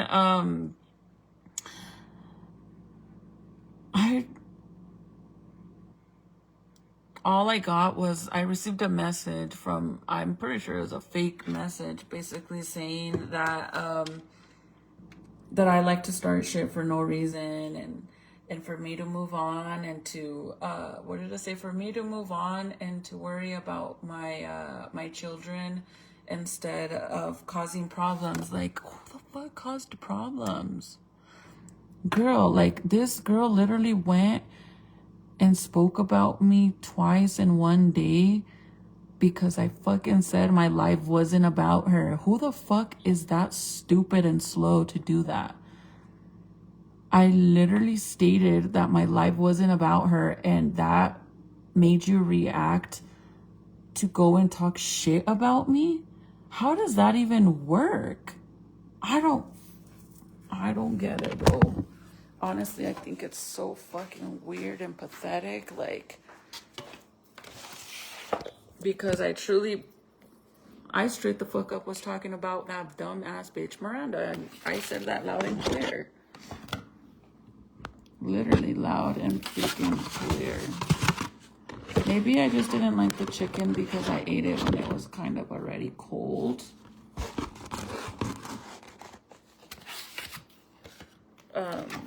Because I did the dishes. I was doing the dishes because Junior didn't do the dishes yesterday, and I was already like kind of in a bad mood. So I was like, I'm not gonna sit here and argue with my kids about doing the dishes. I'll just fucking do them myself. And that's exactly what I did.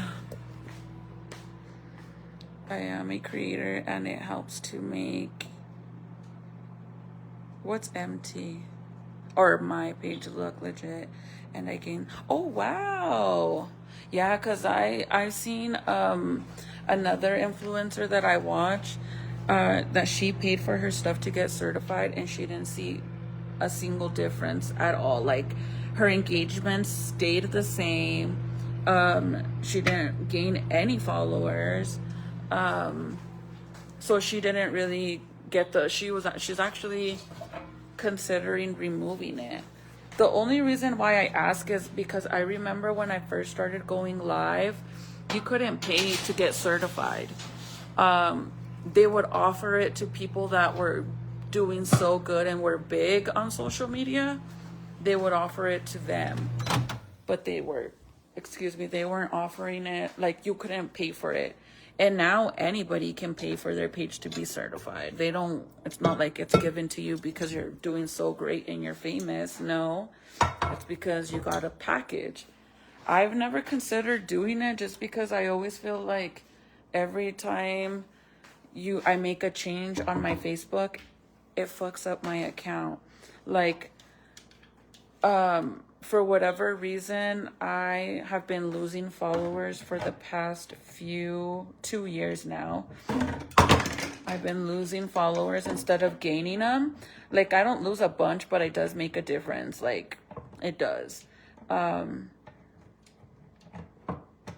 I don't know why. It's very, very, very, very weird if I ever get a notification stating I gained a follower. It's always the opposite, that I lost and I lost and I lost, which is weird because that's not possible, bro. It's not possible to lose followers every day.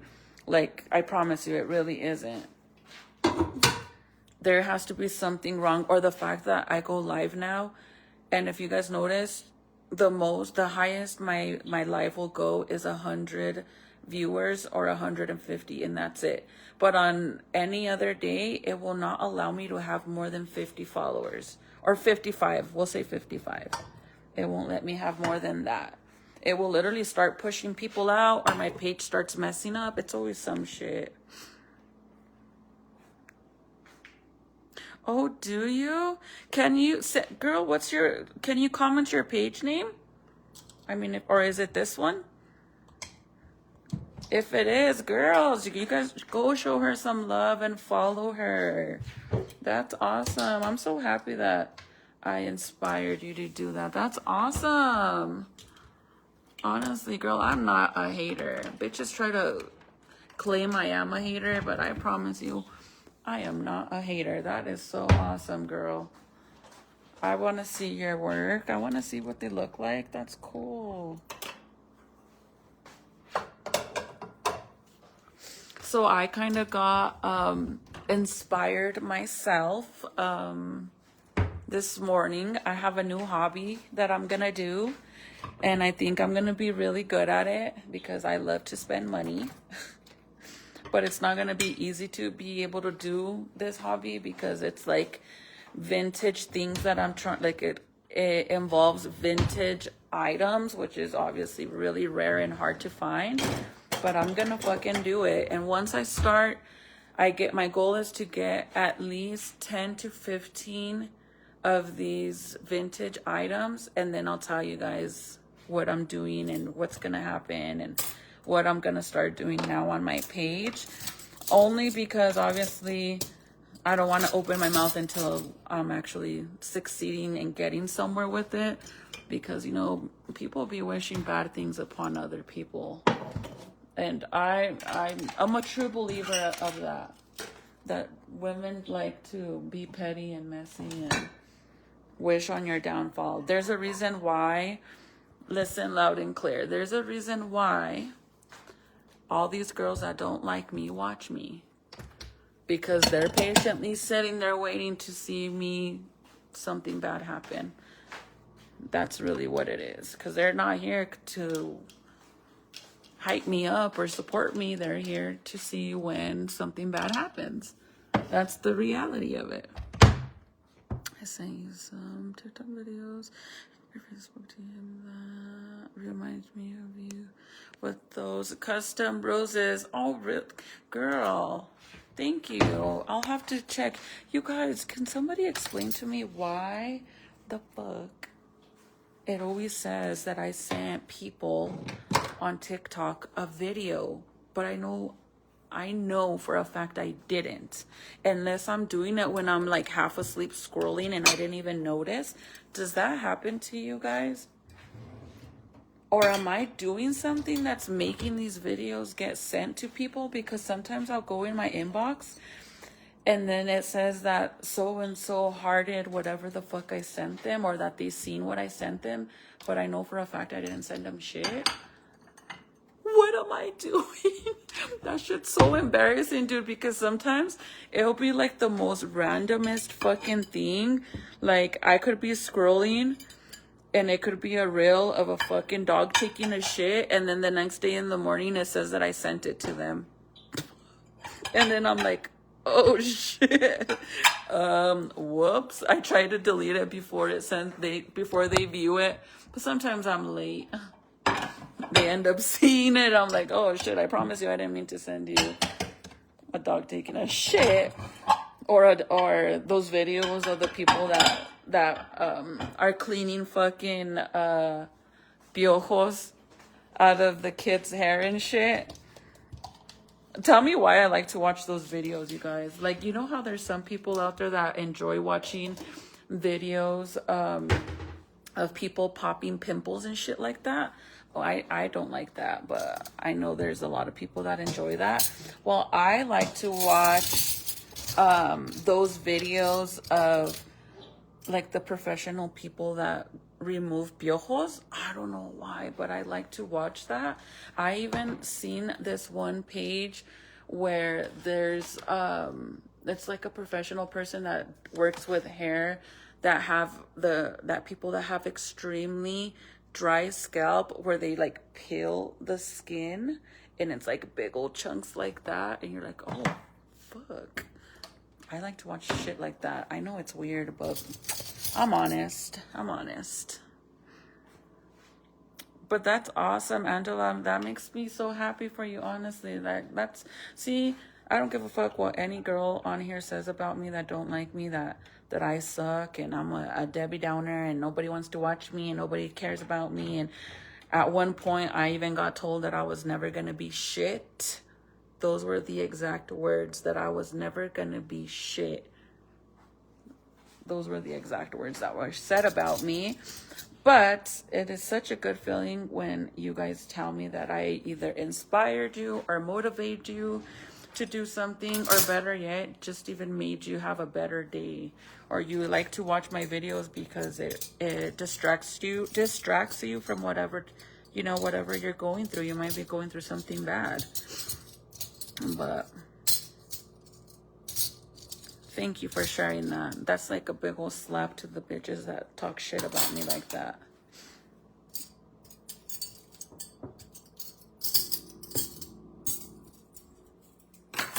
Sorry, you guys. I'm putting all this away because it's gonna bug me.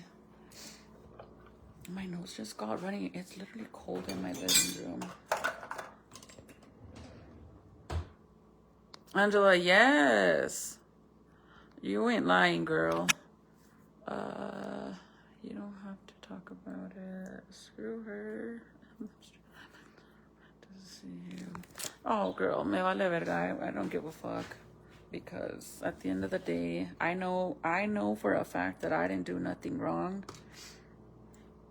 Towards her, at least. Yeah, I ran my mouth about the other girl, but that had nothing to do with her at all. She made it about herself on her fucking own. Because honest to God, I don't understand how any human being could get upset over somebody saying that you're not talking about them. How does that trigger you? That is like the fucking craziest thing ever. Like, how do you get triggered by me saying I wasn't talking about you? What the fuck? Like, you have to be the dumbest bitch there is. Like, dumbest. My engagement's climbed. Oh, girl, maybe do you think I should try it and see what happens? Can you message me, or do you mind if I message you? I have some questions, but obviously I'd rather just ask you privately because I don't know if you want to answer them on here, but is that okay? Can I message you? I just never thought about doing it because, like I said, like, I've seen like no outcome of it and just kind of like just paying on it for no reason.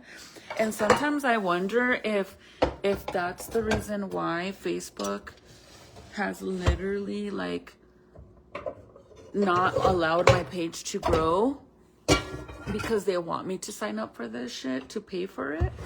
I don't know if that's their reason, you know?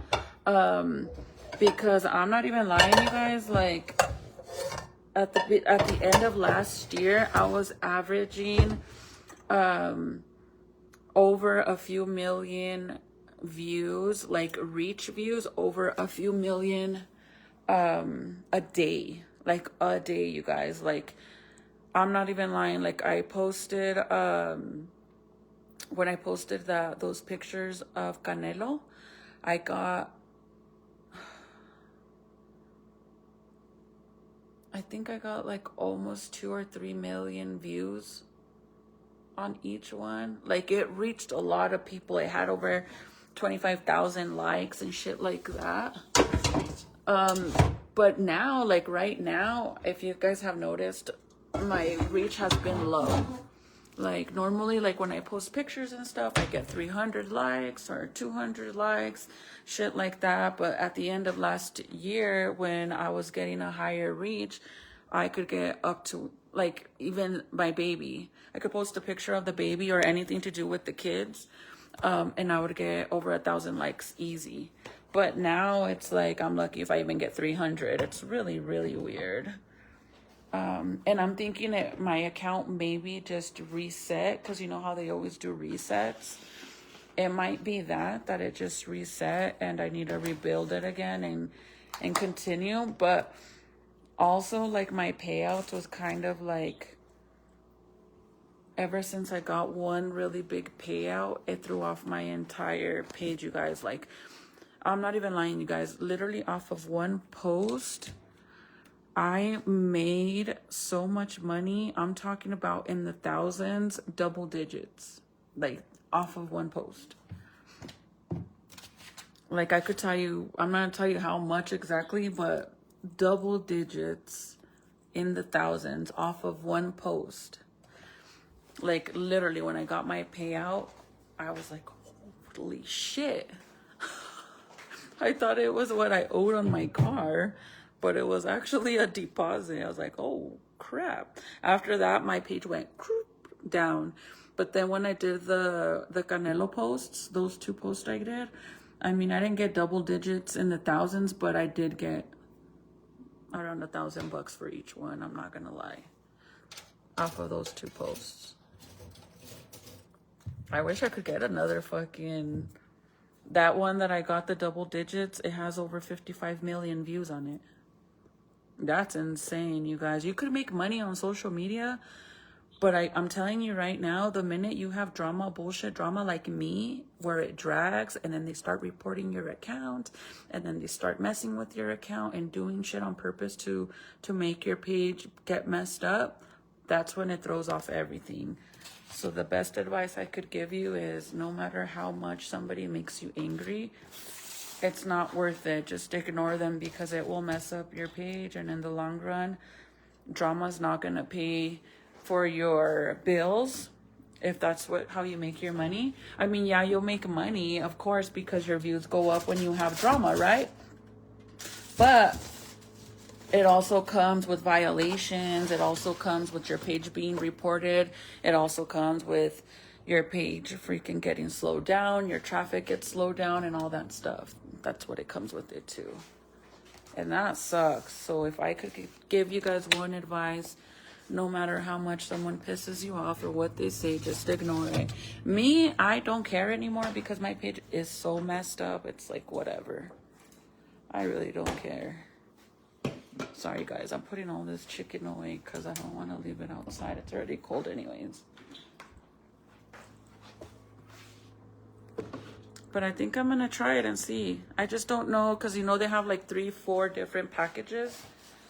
I think like the most expensive one is like $300 a month, right? But that's like the big bad boy, like the fully loaded package that they have, but you have to pay like $300 or something like that a month, right? I believe so. Girl, I've been following you for a long time, and you're not a mean girl. Forget the haters. Thank you. I really ain't, you guys. I kind of feel like they just don't give me a chance, or either they automatically judge me and don't like me because they see me as a fucking threat. Because what else could you possibly... How do you dislike someone you don't even know if they've never done anything to you? So clearly it has to be somehow you see me as a threat, because why else would you hate me? Like, that doesn't even make sense. I could understand more like my best friend not liking you because that's my best friend and that's what girls do. But when it's a total stranger, like you don't know me, and then you just come and talk crap to me for no reason, then yeah, that's kind of weird. Like, that's really strange to me. My TikTok's like that too. I don't use it anymore. Yes, girl, my TikTok is so weird. Sometimes I get like a lot of views and sometimes I don't. TikTok is a trip. But you know what's so funny, you guys, that on TikTok, you could tell on TikTok real quick when they pay to boost their views to get more likes. Like, for example, like a commercial, like, you know how you could make it, well, just promoting it to get it, to push it more out there, you could pay for them to do that on TikTok. You could do that on here too, but on TikTok, a lot of people, you could tell the ones that do that. You want to know how you could tell? Because it's like, how is it possible that you could have thousands and thousands of views and likes on one picture or one video, but then for 2 months straight, or a month straight, every video that you drop after that, you can't even get 100 likes. Do you get what I'm saying? It's really weird. You could tell what the people that are very honest on there and do it like organically, and they don't pay for the views, like they don't pay for it to get pushed.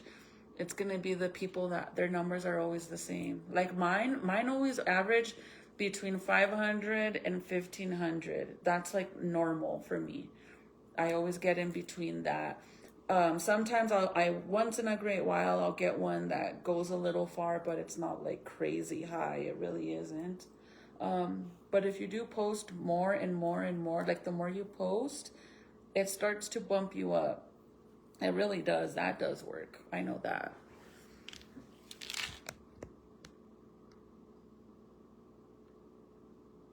So you get paid for how many people are watching the longer ones, watching the better. Yes. Even like for example, like you know how on Facebook you could be scrolling and if somebody's live, it gives you the option to click on it or you could just watch like that. But if you just watch like that, you don't see the comments, right? You actually have to click on the live to view the comments. Those are still views. You get paid for those.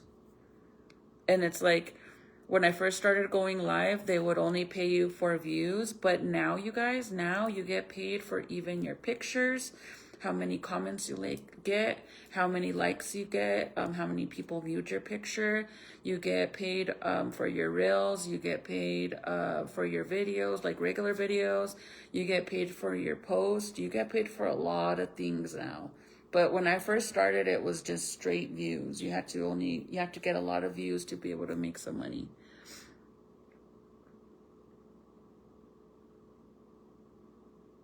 Oh, Angela, thank you, girl. I wish you nothing but the best, girl. I hope you don't get no drama or anything like that. You just got to keep your head down and do you.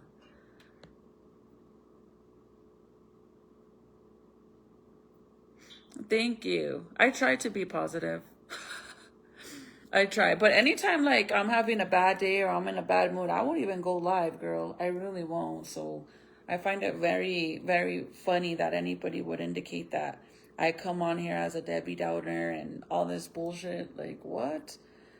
I never come on here if I'm having a bad day or anything. And any time that you guys hear me talking about chisme, it's literally shit that's going viral on TikTok that people are talking about. So how is it okay for everyone else to discuss what Shorty Bay was doing on live, but when I say it, I'm nothing but drama, or not even drama, but I'm always talking about complaining about something, or I'm always complaining and complaining and complaining.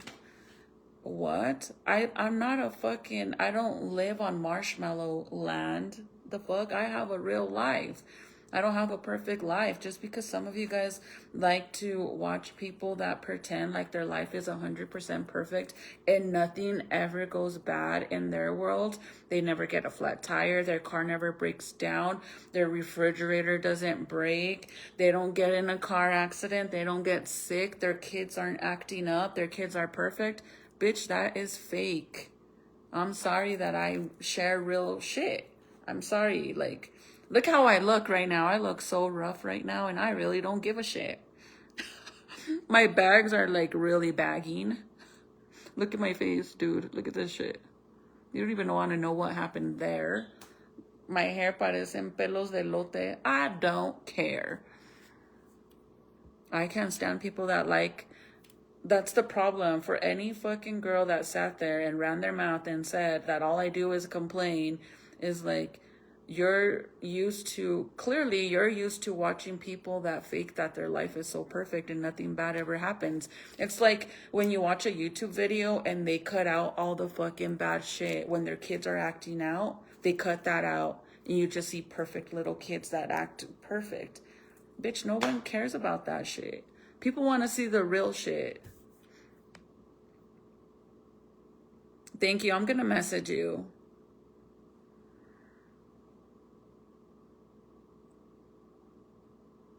Yes, Dolores, thank you. Yes, a lot of people act very fake. And I think another thing is they get a big head. Like, they get a few thousand, 100 followers and now they want to act like their shit don't stink. Like, girl. And then you have some people that get over comfortable with social media and they be shitting and pissing in front of social media.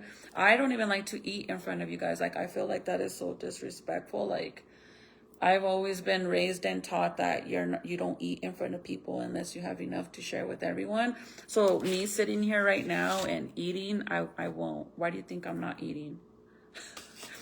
I will wait until I get off, and then I feel weird. That's why I don't do mukbangs or any of that shit. I can't stand people that...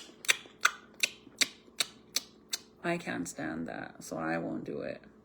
Well, I don't even eat like that, but I just don't like doing stuff like that. Yes, and that's a thing too, is that I know that for a minute there, you get in trouble if you even tell people to share your live. Like when I started going live, that was like one of the main things was that Facebook would know, like if you even said the word share, it would literally like flag your live and it wouldn't push it out. So you had to come up with a different saying, so that way they wouldn't catch you saying that. But I don't know how true that is now, to be honest. Everything is so different now.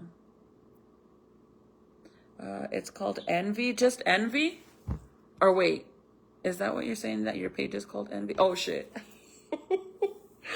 You said it's called Envy, and then on the bottom it says, and Jealousy. I thought you were saying that's the name of your page, and I'm like, oh shit, wait. Never mind, I take it back.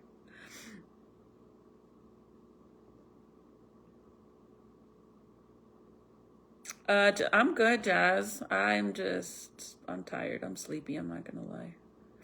People are just mean. They really are. They really are. And some people get big heads, and then they treat like their supporters as fans. I mean, there's a big difference between considering your supporters and your supporters fans, and it's a huge difference. That's why I've always said I am not an influencer. I've never considered myself an influencer. I'm just a person that goes live, and that's it. I'm not famous. I'm far from that. I'm just me, and that's it. Little old me.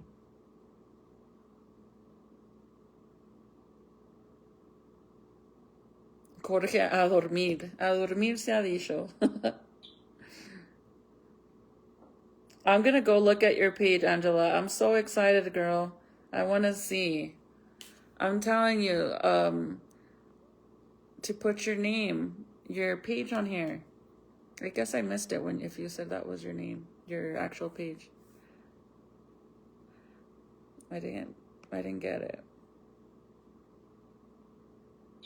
Oh, yeah, I guess. I don't know why they would be jealous and envy of me if my life sucks so much and I'm so ugly and deformed looking. I don't know why they would even be jealous of me. That's kind of silly, right?